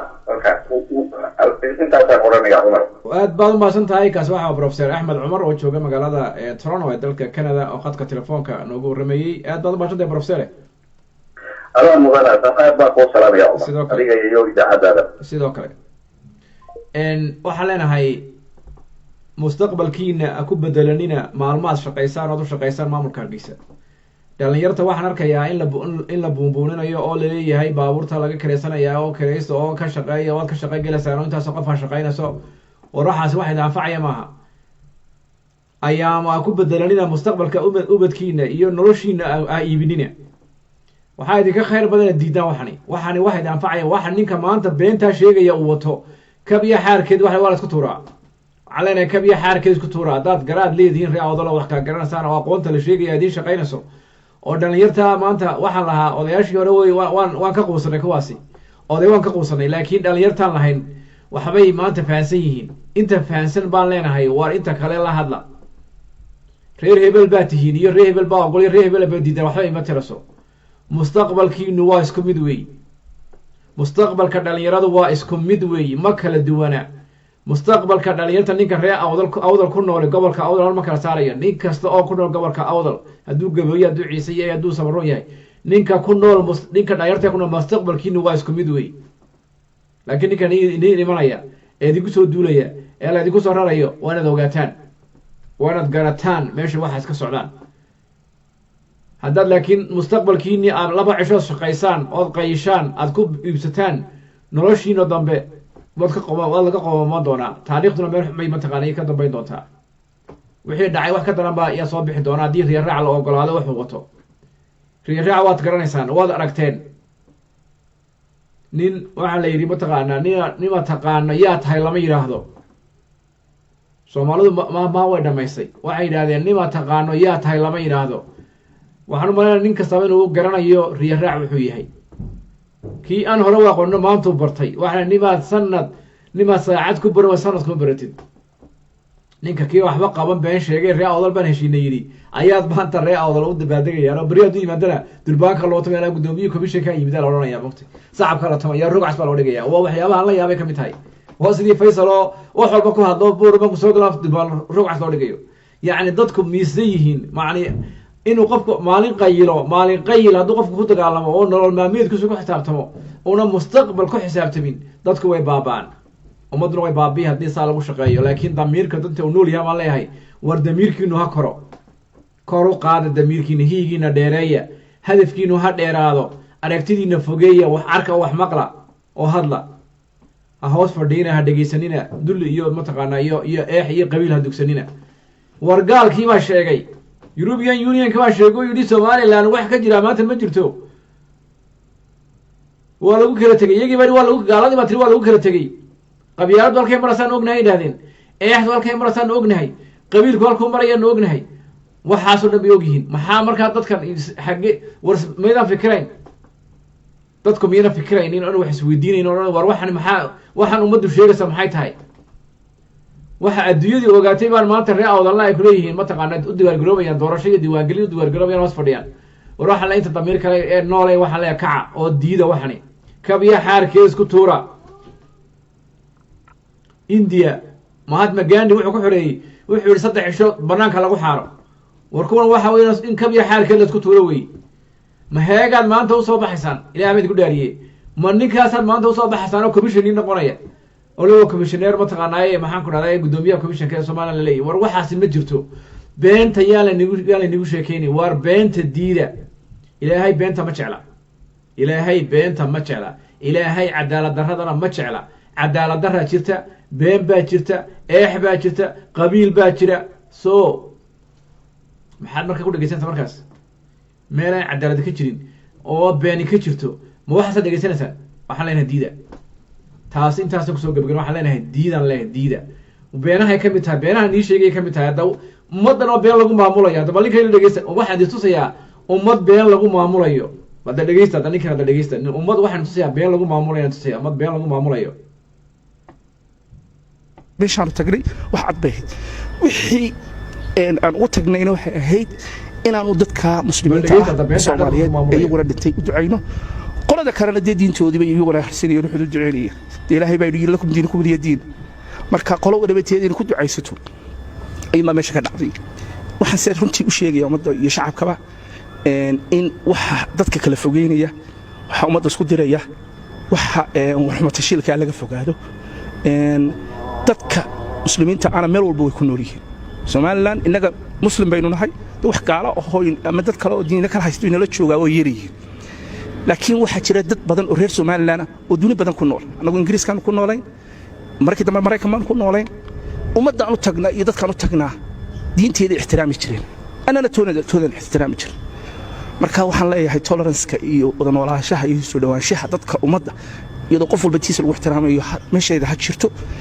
laakiin waxa la qabtay iyo waxa laga hadlay iyo meeshaan tagnay wax cad bay wixii aan u tagnayna waxay ahayd inaanu dadka muslimiinta ah ee Soomaaliyeed iyaguna dhintay u ducayno qolada kalena diintoodiiba iyaguna xasaniyeen wuxuu duceynaya adawad malasan waa beenaha dadka lagu xukumo kamid tahay been cad baa la sheegaya oo la rabaa in meel lagu maamulo ta waxaas yaa meesha ka socda waa beenahaasay ka dhageysanaysan war cadaanad aragteen baa lagu leeyahay anaguna diinteedana dadka muslimiinta ugu ducaynay iyaguna diintooda ugu ducaynayeen meeshana kulmisay abi waxaan maqli jiray abo been weyna waa balada dhageysta waxaasaad maanta reeawdalo hoos fadhidaan oo dhageysanaysan oo ku dul socda oo lagu dul kormaya taariikh baa lagu dul qormaysan reeawdalo qoraalkii raggaasa gacanta ku haya qoraya intay qoraan baa soconaysa caaqilkana sheegay wuxuu reeawdalo way istiriyeen milyan bay xaga ka mareen buuri haddii laga waayo war maxaa badda idin gelinayaba ama milyan ahaada ama laba ahaada maxaa badda idin gelinayaba war waxaan diida anu waxaan ii sheegayaa numberka la rabo ahooda in lagu qoran yahay maantadaasuu qoran yahay numberkiinu maantadaa waa registered waa la ogyahay intaad tihiin reeawda waa la qortay already laakiin waxaa la rabaa in adduunka lagu maxaan ku dhahdaa looga dhigo markhaati looga dhigo in la tiriyey oo intaa noqoteen baa la rabaa adduunka in ladii geliyo ninka shalay xamar ku dagaalamayay xamar baa lagu dagaalamayaa hadda maanta ciyaarihii xamar bay u guureen hargeysa maanta xamar bay ku dagaalamaysaa innagana reeawdo haddaan nahay xamar bay hargeysa ay dhibatasho wax la leeyahay waxaa idin matalaya mataqaanaa cabdi xaashi mise waxaa idin matalaya mataqaanaa guuleed baa idin matalaya yaa idin matala halkaasaa la marayaa war geymku xamar buu u wareegay reeawdalow wax faham oo wax maqla oo wax arka wax maqla hargeysa waa laga guuray imika idinkaa laydigu sawiray buuri baa lanaga kareeyey haddaad buurigaa u saarnaanaysaan oo de kolba wixii laynii keeno aad qaadanaysaan haddii aad qaadanaysaan maalin diiwaangelin laynii keeno maalin laynii keeno mataqaanaa wax kale haddaad maalinba wax qaadanaysaan idinka lee waayo laakiin waxaa idiin sheegayaa in hargeysa loo kala tegey hargeysa gaaladii baa ogaatay adduunkii baa ogaaday waa lagu kala guuray the keys close ba hargeysa keys is close laakiin cidda waxba ka dhaadhicin lahayn waxa weeye cidda maanta oo kala badanaysa baawur krediis u kala badanaysa eela baawurka laga karaysto inankaygu ha shaqeeyo ha laga geliyo mataqaa beer dhimka soo qaato inankayga ha laga geliyo meel inankayga commissionka ka mid noqdo mataqaana ku wax diiwaangelin ha noqdo inankayga waa jaacadu ka baxay reebel baa u badan baa lagu dagaalamaya war waxaan leeyahay waxaasi wax idiin tarasaa ma jirto maalin iyo laba cishood qayshaan qiimo ma samaynayso waxa qiimo samaynaysa oo awoodda idin siinaysa waxa weeye inaad ogaad mustaqbalkiina fog ka fikirtaan taasaan leedahay intaasaan taa kasoo gudbayaa waxaan leenahay doorashadaasi iyo diiwaangelinta kabiya xaarkeeda isku tuura dhalinyartana waxaan leeyahay maanta mustaqbalkiinu taagan yahay haddaad ogolaataan maanta dulinimada ogolaataan ogaada inaad mustaqbalkiini shalay oday baad ka cabanayseen shalayto oday baad ka cabanayseen aabayaasheen baa ka cabananay awoyaasheen raggii dalka qabtay baa ahayn laakiin aabayaasheen baa ka cabanan aabayaasheen baa waxba qabanin aabayaasheen baa waxa sameeyey aabayaasheen baa ka sameeyey maanta laakiin aabayaasheen ma joogaan yaa jooga maanta idinkaa jooga maanta dee idinkaa maanta jooga maanta idinka ayaa jooga maanta cid kale oo joogtaa maanta ma jirto idinkaa jooga war hoggaanka noqda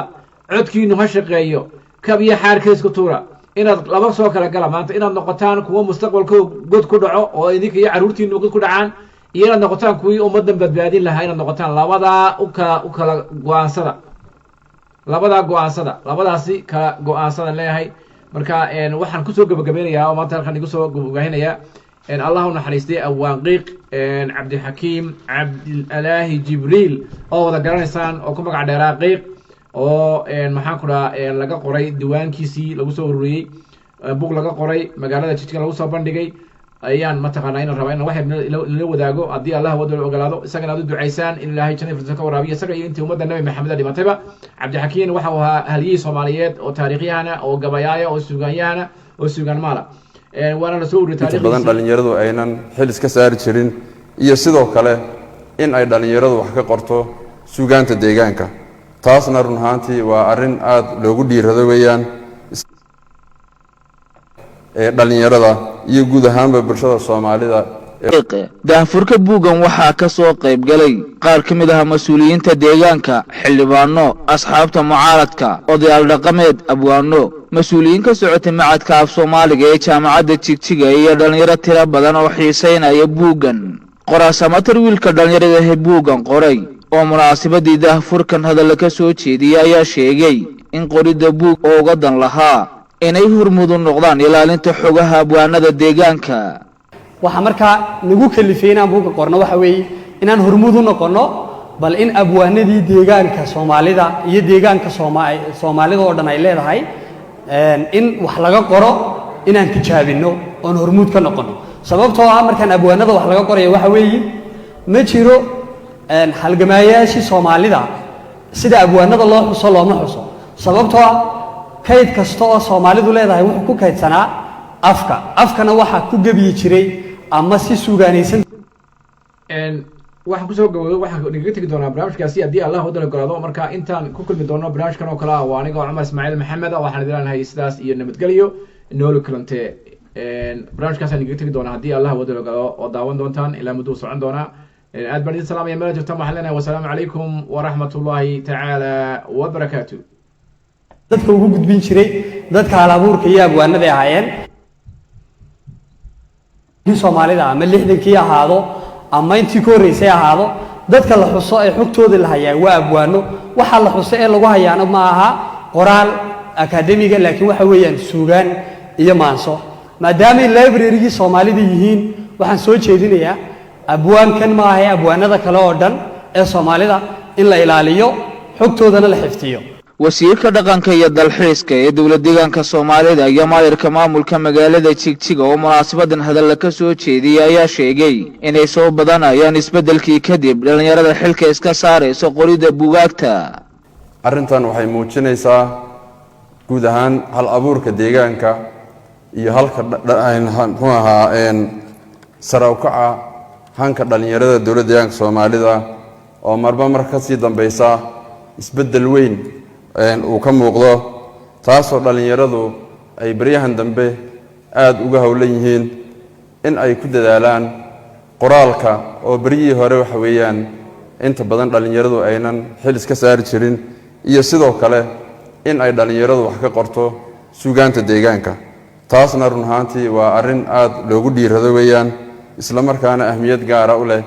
ee dhalinyarada iyo guud ahaanba bulshada Soomaalida ee ku nool deegaanka Soomaalida maanse yar oo uu tiriyey abwaankeena aan maanta u taaganahay goobtan ayaan in yar laba eray ka odhan lahaa maansadaas oo niga qaadanayn hal daqiiqo waxay ahayd maansooyinkii inta badan aan aaminsanahay in xukuumaddii cabdi maxamed cumar ay ku wareertay ee loo raacay inay ahayd baan aaminsanahay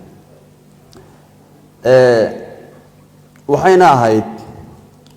dhubuq u socodkaaga dhaqan xumo kufaankaaga dhowrsanaanka tegistaada diinka dhoohnaantaada ceebtiiyo dhegxumadaada caku dhamac la roorkaaga xigto dhagar u hayntaada dhulka kala qoqobistaada isku dhufasho keenkaaga dhimbiil deris oogiddaada cabdow dhabishaxlayntaada dhallinyaro xasuuqaaga birimagayda dhirbaaxaaga dhereg daacsi kibirkaaga dhacdhac iyo afxumadaada dhadigood cambaaraynta hunguri dhiiranaantaada boob dhaqasho doonkaaga dhiilqabyaala tolistaada ummad idil dhigaalkeeda raas u dhaamin ogidaada xag u dheeli cararkaaga kullay maansadu way dheerayd waxaana intii ay socotay munaasabadani lagu soo bandhigay taariikhda allah u naxariistay abwaan cabdixakiim cabdulaahi jibriil abwaan qiiq oo si weyn uga qayb qaatay iyadoona allah u naxariistay abwaanka halkaasi loogu duceeyey magaalada xerogeel buur ku dhow oo daalaley la yidhaah buu ku dhashay marka halkaas uu ku dhashay waa meesha uu ku dhashay waa sida loo sheegay waxa kaloo yar qaldan koonfur galbeed bay jigjigo ugu toosan tahay baa la yidhi laakiin waxay ugu toosan tahay waqooyiga oo toosa waa waxyaabaha daabacaadda labaad waa broses buug kastoo la qoraa u maro waa qalad lagu ammaanan yahay waayo waa la isku dayey marka daabacaadda labaad baa la sixi doonaa intaa markii laga yimaado qoyska uu ka dhashay waxa weeyaan cabdixakiin ina suldaan cabdilaahi jibriil suldaan faarax buu ahaa wuxuu ahaa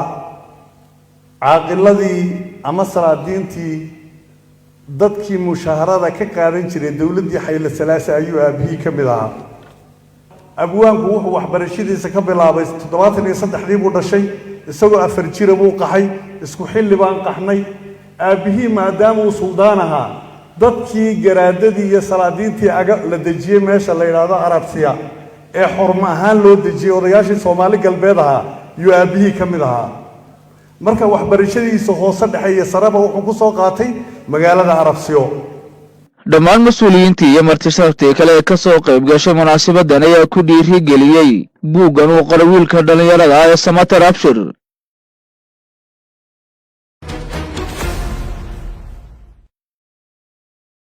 buuggan oo ka kooban 5 cutub waxaa qoray wiil dhalinyaro ah oo lagu magacaabo samater abshir wuxuuna ka soo ururiyay allah u naxariistay suugaantii abwaan cabdixakiim cabdulaahi jibriil abwaan qiiq daahfurka buuggan waxaa ka soo qayb galay qaar ka mid ah mas-uuliyiinta deegaanka xildhibaano asxaabta mucaaradka odayaal dhaqameed abwaano mas-uuliyiin ka socotay macadka af soomaaliga ee jaamacadda jigjiga iyo dhalinyaro tiro badan oo xiiseynaya buuggan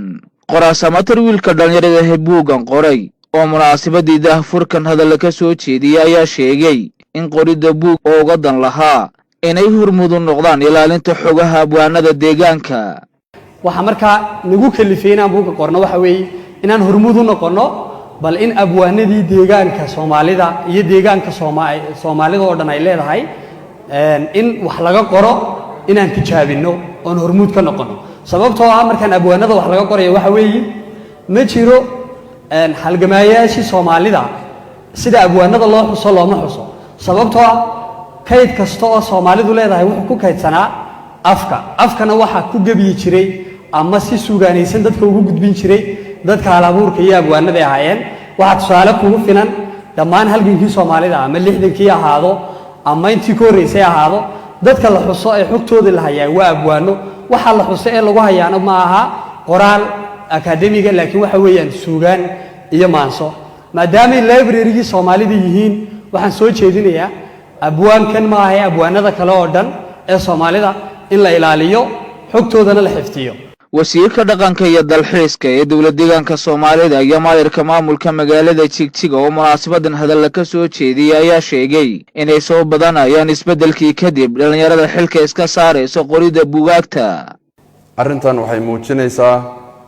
guud ahaan hal abuurka deegaanka iyo halka muxuu ahaa sare u kaca hanka dhalinyarada dowladda deegaanka Soomaalida oo marba mar ka sii dambaysa isbedel weyn uu ka muuqdo taasoo dhalinyaradu ay baryahan dambe aad uga hawlan yihiin in ay ku dadaalaan qoraalka oo bariyii hore waxa weeyaan inta badan dhalinyaradu aynan xil iska saari jirin iyo sidoo kale in ay dhalinyaradu wax ka qorto suugaanta deegaanka taasna run ahaantii waa arrin aad loogu dhiirado weeyaan isla markaana ahmiyad gaar ah u leh ee dhalinyarada iyo guud ahaanba bulshada Soomaalida ee ku nool deegaanka Soomaalida. maanse yar oo uu tiriyey abaankeenna aan maanta u taaganahay goobtan ayaan in yar laba eray ka odhan lahaa maansadaas oon iga qaadanaynin 1 daqiiqo waxay ahayd maansooyinkii inta badan aan aaminsanahay in xukuumaddii Cabdi Maxamed Cumar ay ku wareertay ee loo raacay inay ahayd baan aaminsanahay waxayna ahayd dhubuq u socodkaaga dhaqan xumo kufaankaaga dhowrsanaanka tegistaada diinka dhoohnaantaada ceebtiyo dhagxumadaada caku dhamac la roorkaaga xigta dhagar u hayntaada dhulka kala qoqobistaada isku dhufashakeenkaaga dhimbiil daris oogidaada cabdow dhabishaxlayntaada dhalinyaro xasuuqaaga birimagayda dhirbaaxaaga dhereg daacsi kibirkaaga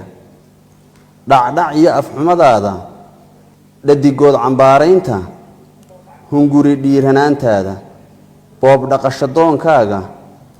dhiilqabyaala tolistaada ummad idil dhigaalkeeda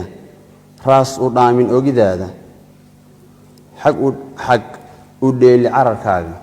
kullay maansadu way dheerayd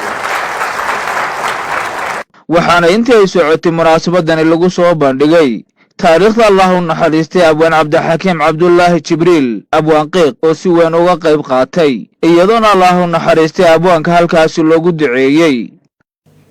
magaalada Xirgeel buur ku dhaw Daalaley la yiraahdo ku dhashay marka halkaas uu ku dhashay waa meesha uu ku dhashay waa sida loo sheegay waxa kale yar qaldan koonfur galbeed bay Jigjiga ugu toosan tahay baa la yiri laakiin waxay ugu toosan tahay waqooyiga oo toosa waa waxyaabaha daabacaadda labaad waa process buug kastoo la qoraa u maro waa qalad lagu amaanan yahay waayo waa la isku dayay marka daabacaadda labaad baa la sixi doonaa inta markii laga yimaado qoyska uu ka dhashay waxa weeyaan Cabdixakiim ina Suldaan Cabdillaahi Jibriil Suldaan Faarax buu ahaa wuxuu ahaa caaqiladii ama salaadiintii dadkii mushaharada ka qaadan jiray dawladdii Xayla Salaasa ayuu aabihii ka mid ahaa abwaanku wuxuu waxbarashadiisa ka bilaabay 73 buu dhashay isagoo 4 jir buu qaxay isku xilli baan qaxnay aabihii maadaama uu suldaan ahaa dadkii garaadadii iyo salaadiintii aga la dajiyay meesha la yiraahdo Arabsiya ee xurmo ahaan loo dajiyay odayaashii Soomaali galbeed ahaa iyo aabihii ka mid ahaa marka waxbarashadiisa hoose dhaxay saraba wuxuu ku soo qaatay magaalada Arabsiyo dhammaan mas'uuliyiintii iyo martishaaftii kale ka soo qayb gashay munaasabadan ayaa ku dhiirigeliyay buuggan uu qoray wiilka dhalinyarada ah ee Samatar Abshir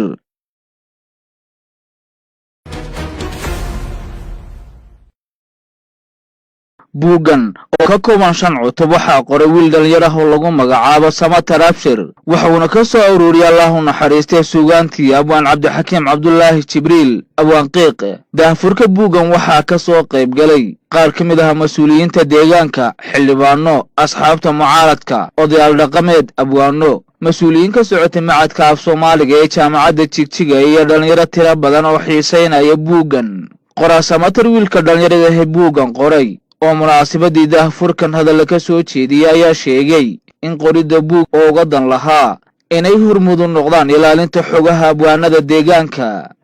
waxa markaa nagu kalifay inaan buugga qorno waxa weeye inaan hormudu noqono bal in abwaanadii deegaanka Soomaalida iyo deegaanka Soomaalida oo dhan ay leedahay in wax laga qoro inaan tijaabino oo hormud ka noqono sababtoo ah markaan abwaanada wax laga qorayo waxa weeye ma jiro halgamaayaashii Soomaalida sida abwaanada loo xuso looma xuso sababtoo ah kayd kasta oo Soomaalidu leedahay wuxuu ku kaydsanaa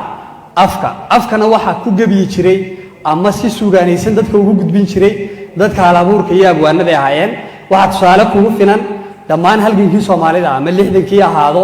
ama intii ka horeysay ahaado dadka la xuso ay xogtooda la hayay waa abwaano waxa la xuso ee lagu hayaano ma aha qoraal akademiga laakiin waxa weeyaan suugaan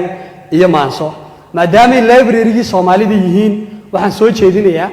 abwaankan ma aha abwaanada kale oo dhan ee Soomaalida in la ilaaliyo xogtoodana la xifdiyo. wasiirka dhaqanka iyo dalxiiska ee dawlad deegaanka Soomaalida iyo maayirka maamulka magaalada Jigjiga oo munaasabadan hadalla ka soo jeediyay ayaa sheegay inay soo badanayaan isbedelkii kadib dhalinyarada xilka iska saarayso qoridda buugaagta. arrintan waxay muujinaysaa guud ahaan hal abuurka deegaanka iyo halka muxuu ahaa sare u kaca hanka dhalinyarada dawlad deegaanka Soomaalida oo marba mar ka sii dambaysa isbedel weyn uu ka muuqdo taasoo dhalinyaradu ay baryahan dambe aad uga hawlan yihiin in ay ku dadaalaan qoraalka oo bariyii hore waxa weeyaan inta badan dhalinyaradu aynan xil iska saari jirin iyo sidoo kale in ay dhalinyaradu wax ka qorto suugaanta deegaanka taasna run ahaantii waa arrin aad loogu dhiirado weeyaan isla markaana ahmiyad gaara u leh ee dhalinyarada iyo guud ahaanba bulshada Soomaalida ee ku nool deegaanka Soomaalida. maanse yar oo uu tiriyey abwaankeena aan maanta u taaganahay goobtan ayaan in yar laba eray ka odhan lahaa maansadaas oo niga qaadanaynin 1 daqiiqo waxay ahayd maansooyinkii inta badan aan aaminsanahay in xukuumaddii Cabdi Maxamed Cumar ay ku wareertay ee loo raacay inay ahayd baan aaminsanahay waxayna ahayd dhubuq u socodkaaga dhaqan xumo kufaankaaga dhowrsanaanka tegistaada diinka dhoohnaantaada ceebtiyo dhagxumadaada caku dhamac la roorkaaga xigta dhagar u hayntaada dhulka kala qoqobistaada isku dhufasho keenkaaga dhimbiil deris oogidaada cabdow dhabishaxlayntaada dhalinyaro xasuuqaaga birimagayda dhirbaaxaaga dhereg daacsi kibirkaaga dhacdhac iyo afxumadaada dhadigood cambaaraynta hunguri dhiiranaantaada boob dhaqasho doonkaaga dhiilqabyaala tolistaada ummad idil dhigaalkeeda raas u dhaamin ogidaada xag u dheeli cararkaaga kullay maansadu way dheeray. waxaana intii ay socotay munaasabadani lagu soo bandhigay taariikhda Allah u naxariistay abwaan Cabdixakiim Cabdullaahi Jibriil abwaan qiiq oo si weyn uga qayb qaatay iyadoona Allah u naxariistay abwaanka halkaas loogu duceeyay. magaalada Xergeel buur ku dhow Daalaley la yiraahdo ku dhashay marka halkaas uu ku dhashay waa meesha uu ku dhashay waa sida loo sheegay waxa kale yar qaldan koonfur galbeed bay Jigjiga ugu toosan tahay baa la yiri laakiin waxay ugu toosan tahay waqooyiga oo toosa waa waxyaabaha daabacaadda labaad waa process buug kastoo la qoraa u maro waa qalad lagu amaanan yahay waayo waa la isku dayay marka daabacaadda labaad baa la sixi doonaa inta markii laga yimaado qoyska uu ka dhashay waxa weeyaan Cabdixakiim ina Suldaan Cabdillaahi Jibriil Suldaan Faarax wuxuu ahaa caaqiladii ama salaadiintii dadkii mushaharada ka qaadan jiray dawladdii Xayla Salaasa ayuu aabihii ka mid ahaa abwaanku wuxuu waxbarashadiisa ka bilaabay 73 buu dhashay isagoo 4 jir buu qaxay isku xilli baan qaxnay aabihii maadaama uu suldaan ahaa dadkii garaadadii iyo salaadiintii aga la dejiyay meesha la yiraahdo Arabsiya ee xurmo ahaan loo dejiyay odayaashii Soomaali galbeed ahaa iyo aabihii kamid ahaa marka waxbarashadiisa hoose dhexe iyo saraba wuxuu ku soo qaatay magaalada Arabsiyo dhammaan mas'uuliyiintii iyo martisharaftii kale ee ka soo qayb gashay munaasabadan ayaa ku dhiirigeliyay buuggan uu qoray wiilka dhalinyarada ah ee Samatar Abshir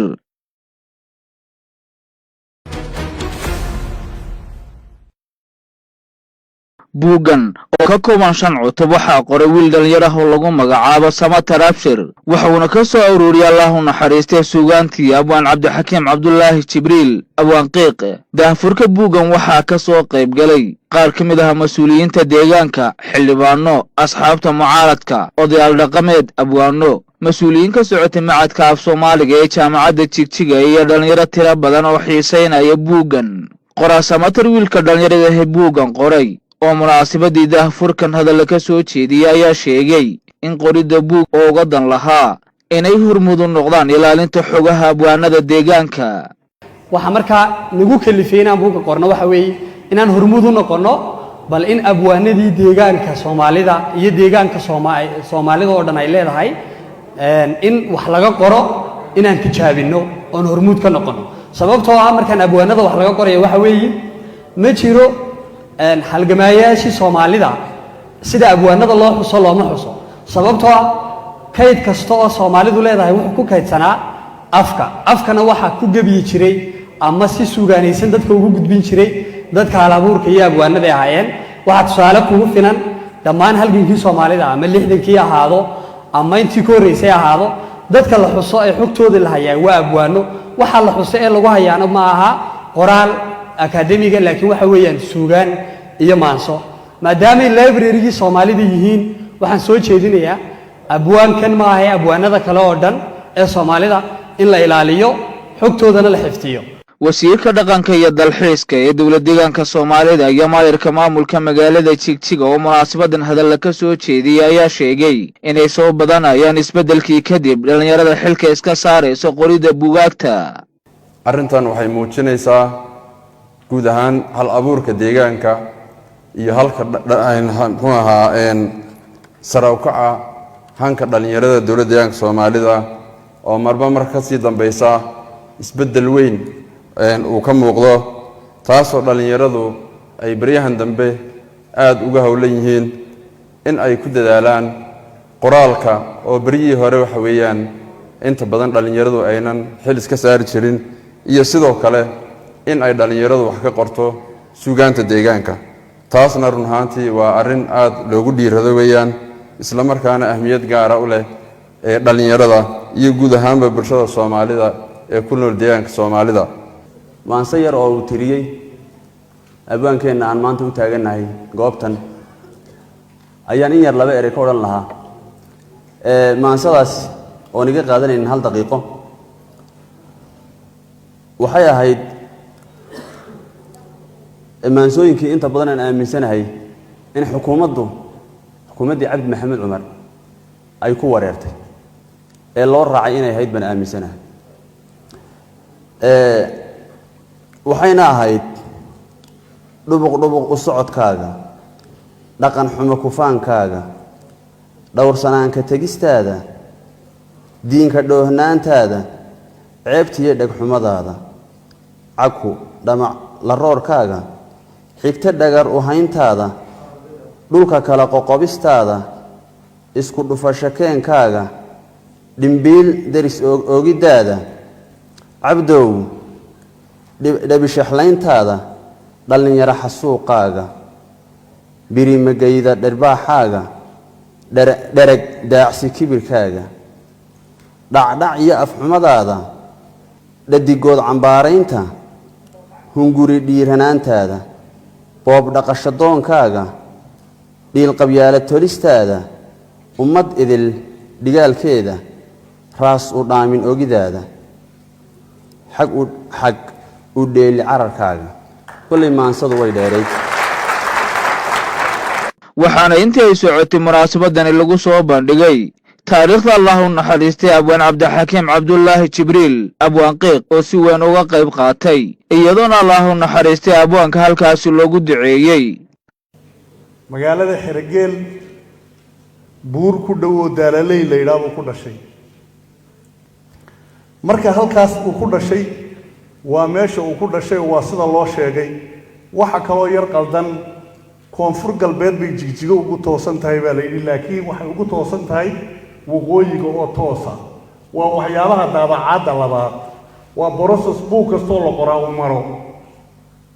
waa qalad lagu ammaanan yahay waayo waa la isku dayey marka daabacaadda labaad baa la sixi doonaa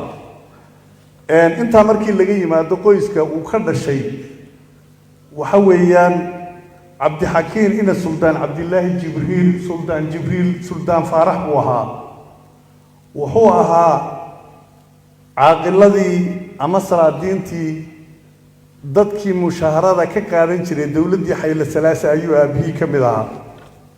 abwaanku wuxuu waxbarashadiisa ka bilaabay 73 buu dhashay isagoo 4 jira buu qaxay isku xilli baan qaxnay aabihii maadaama uu suldaan ahaa dadkii garaadadii iyo salaadiintii la dejiyey meesha la yidhaahdo arabsiya ee xurmo ahaan loo dejiyey odayaashii soomaali galbeed ahaa yuu aabihii ka mid ahaa marka waxbarashadiisa hoose dhexe iyo sareba wuxuu ku soo qaatay magaalada arabsiyo dhammaan mas-uuliyiintii iyo martisharaftii kale ee ka soo qayb gashay munaasabadan ayaa ku dhiirigeliyey buuggan uu qoray wiilka dhallinyarada ah ee samatar abshir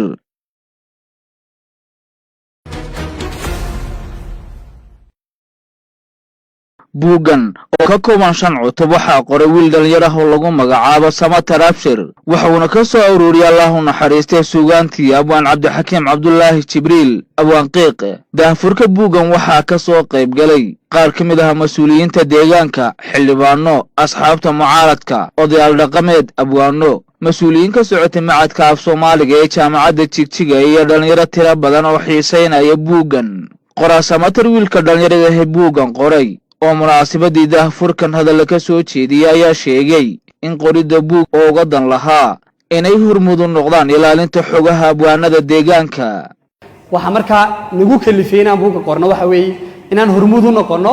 bal in abwaanadii deegaanka Soomaalida iyo deegaanka Soomaalida oo dhan ay leedahay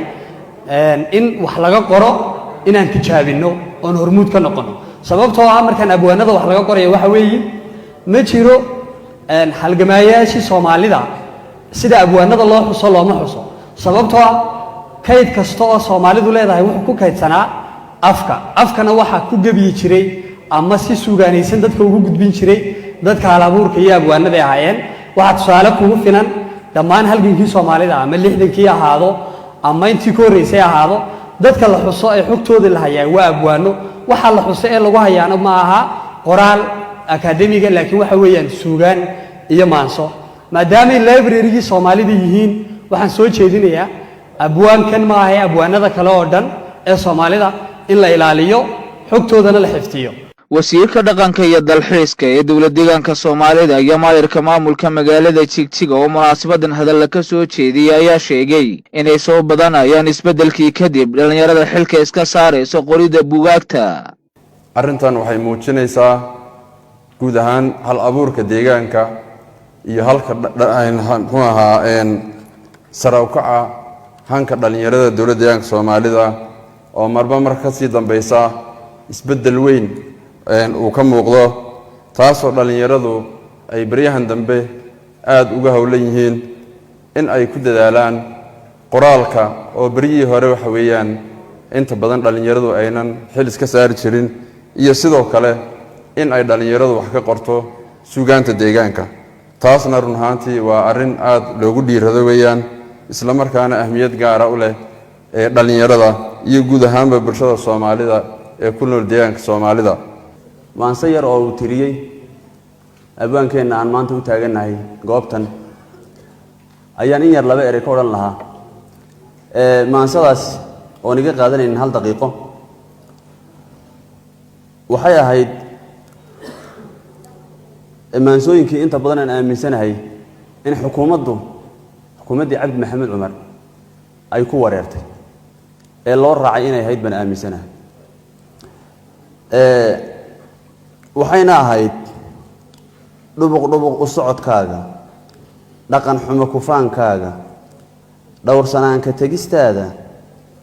diinka dhoohnaantaada ceebtiyo dhegxumadaada caku dhamac la roorkaaga xigta dhagar u hayntaada dhulka kala qoqobistaada isku dhufasho keenkaaga dhimbiil deris oogidaada cabdow dhabishaxlayntaada dhallinyaro xasuuqaaga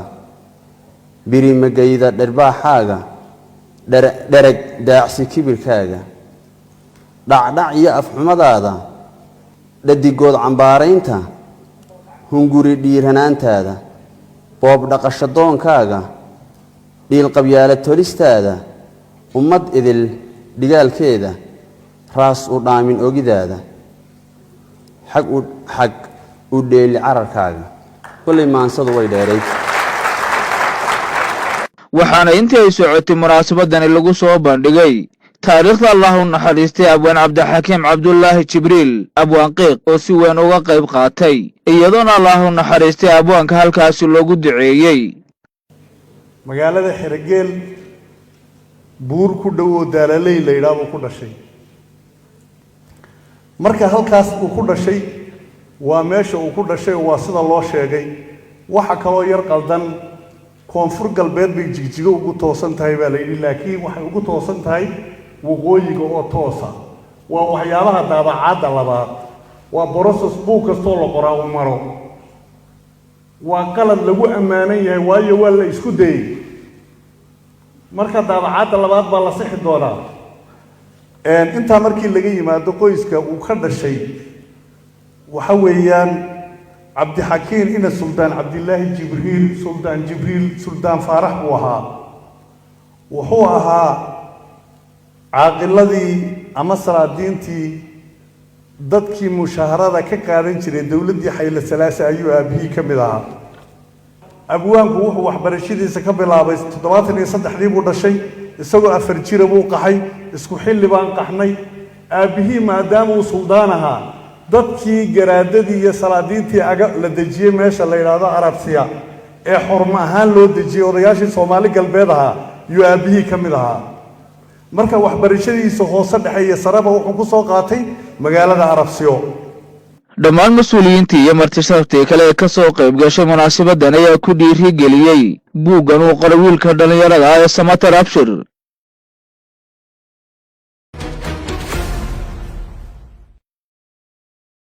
buuggan oo ka kooban 5 cutub waxaa qoray wiil dhalinyaro ah oo lagu magacaabo Samatar Abshir wuxuuna ka soo ururiyay Allah u naxariistay suugaantii abwaan cabdixakiim cabdulaahi jibriil abwaan qiiq daafurka buuggan waxaa ka soo qayb galay qaar ka mid ah mas'uuliyiinta deegaanka xildhibaano asxaabta mucaaradka odayaal dhaqameed abwaano mas'uuliyiin ka socotay macadka af Soomaaliga ee jaamacadda Jigjiga iyo dhalinyaro tiro badan oo xiiseynaya buuggan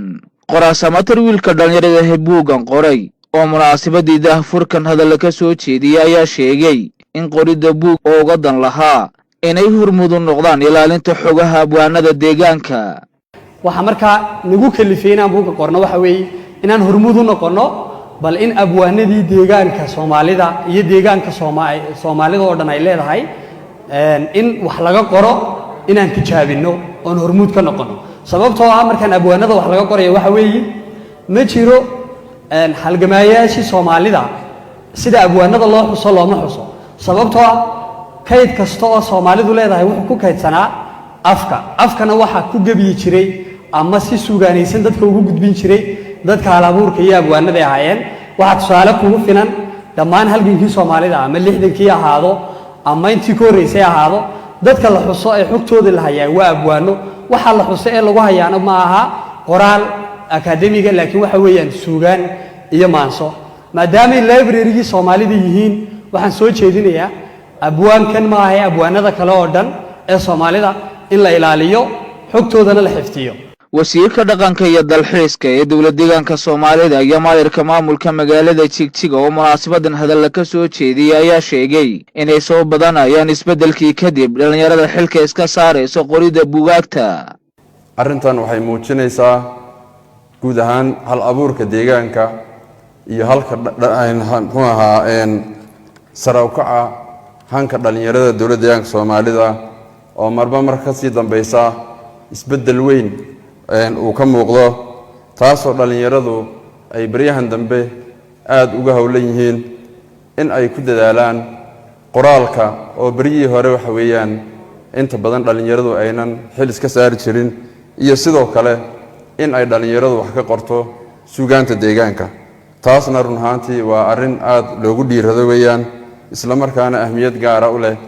ee dhalinyarada iyo guud ahaanba bulshada soomaalida ee ku nool deegaanka soomaalida maanse yar oo uu tiriyey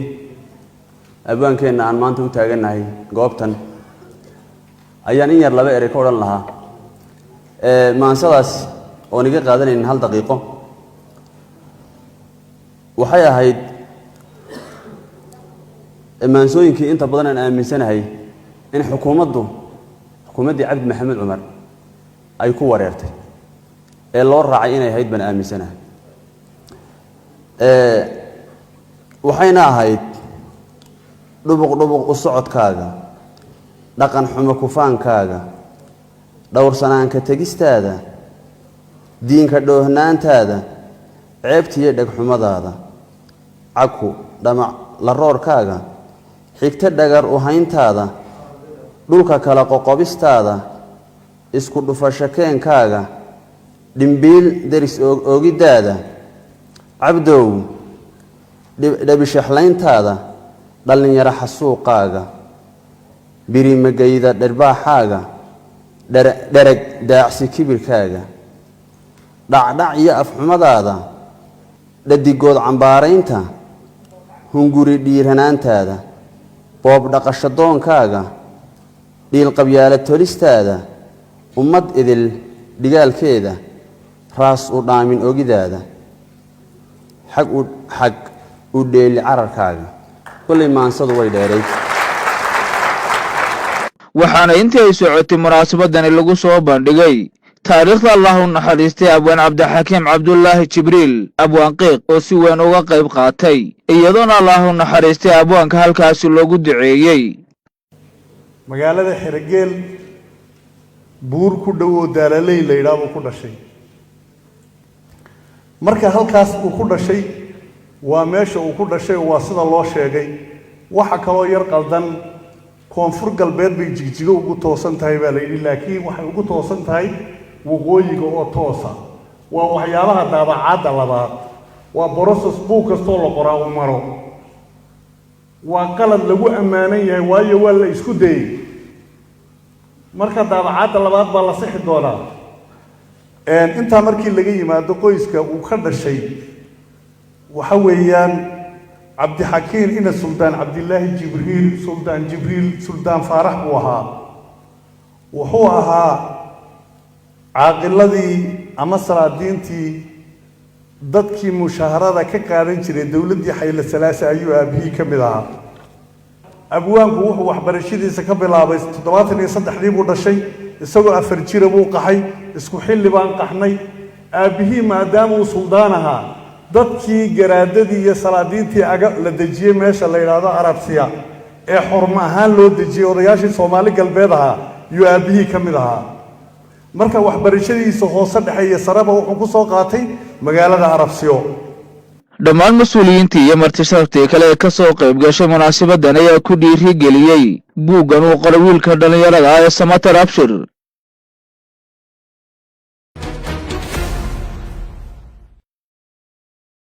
buuggan oo ka kooban 5 cutub waxaa qoray wiil dhalinyaro ah oo lagu magacaabo samater abshir wuxuuna ka soo ururiyay allah u naxariistay suugaantii abwaan cabdixakiim cabdulaahi jibriil abwaan qiiq daahfurka buuggan waxaa ka soo qayb galay qaar ka mid ah mas-uuliyiinta deegaanka xildhibaano asxaabta mucaaradka odayaal dhaqameed abwaano mas-uuliyiin ka socotay macadka af soomaaliga ee jaamacadda jigjiga iyo dhalinyaro tiro badan oo xiisaynaya buuggan qoraa samater wiilka dhalinyarada ee buuggan qoray oo munaasabadii daahfurkan hadalla ka soo jeediyay ayaa sheegay in qoridda buug oo uga dan lahaa inay hormuud u noqdaan ilaalinta xogaha abwaanada deegaanka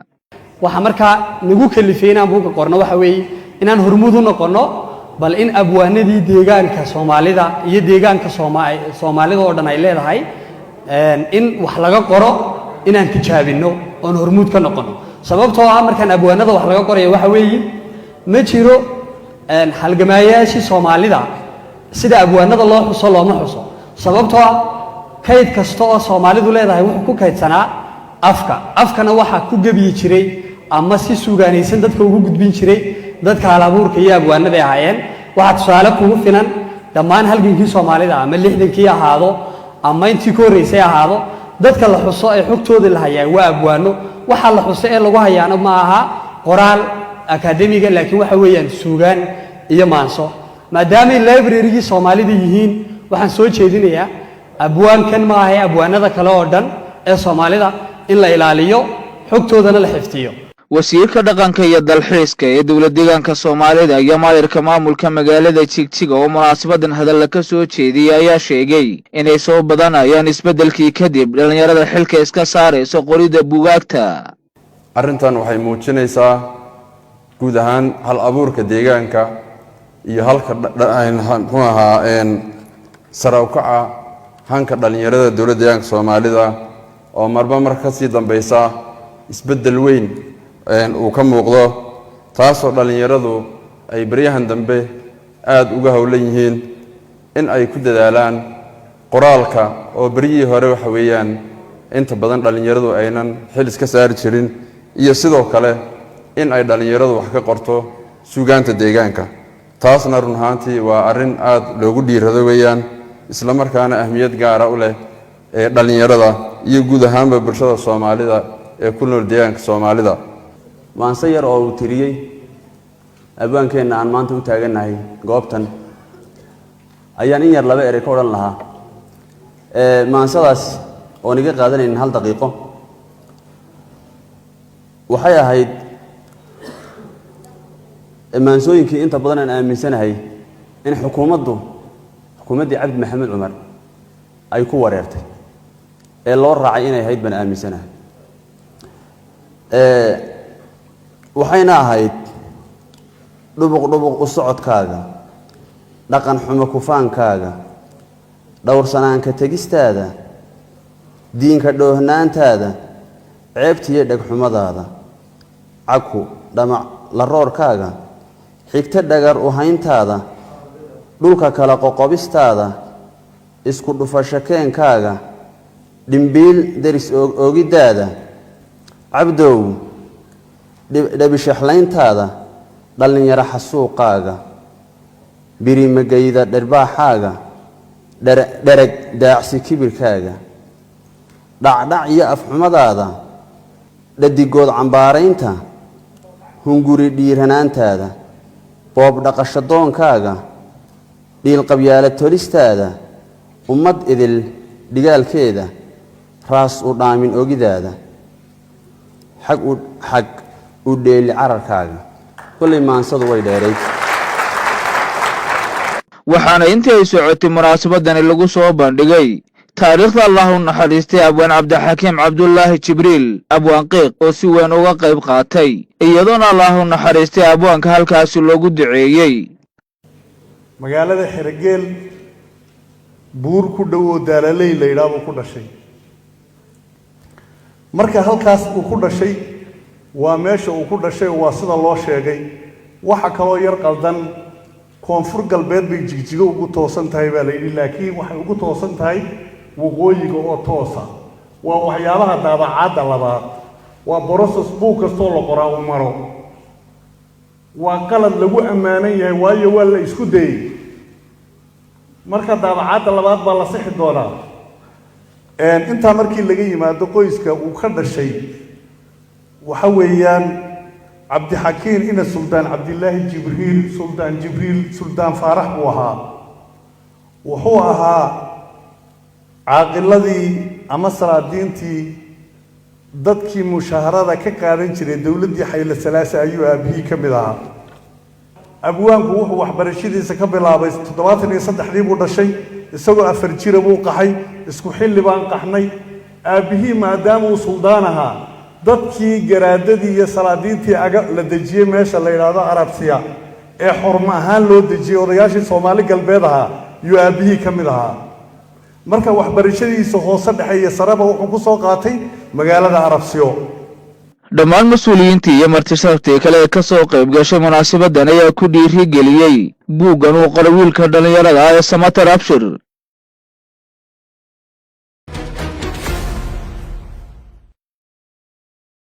buuggan oo ka kooban 5 cutub waxaa qoray wiil dhalinyaro ah oo lagu magacaabo Samatar Abshir wuxuuna ka soo ururiyay Allahu naxariistay suugaantii Abwaan Cabdixakiim Cabdullaahi Jibriil Abwaan Qiiqe. daahfurka buuggan waxaa ka soo qayb galay qaar ka mid ah mas'uuliyiinta deegaanka, xildhibaano, asxaabta mucaaradka, odayaal dhaqameed, abwaano, mas'uuliyiin ka socotay macadka af Soomaaliga ee jaamacadda Jigjiga iyo dhalinyaro tiro badan oo xiiseynaya buuggan. qoraa Samatar wiilka dhalinyarada ah buuggan qoray oo munaasabadii daahfurkan hadal ka soo jeediyay ayaa sheegay in qorida buug oo uga dan lahaa inay hormudu noqdaan ilaalinta xogaha abwaanada deegaanka.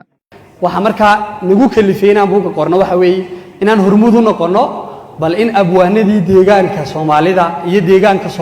Soomaalida oo dhan ay leedahay in wax laga qoro inaan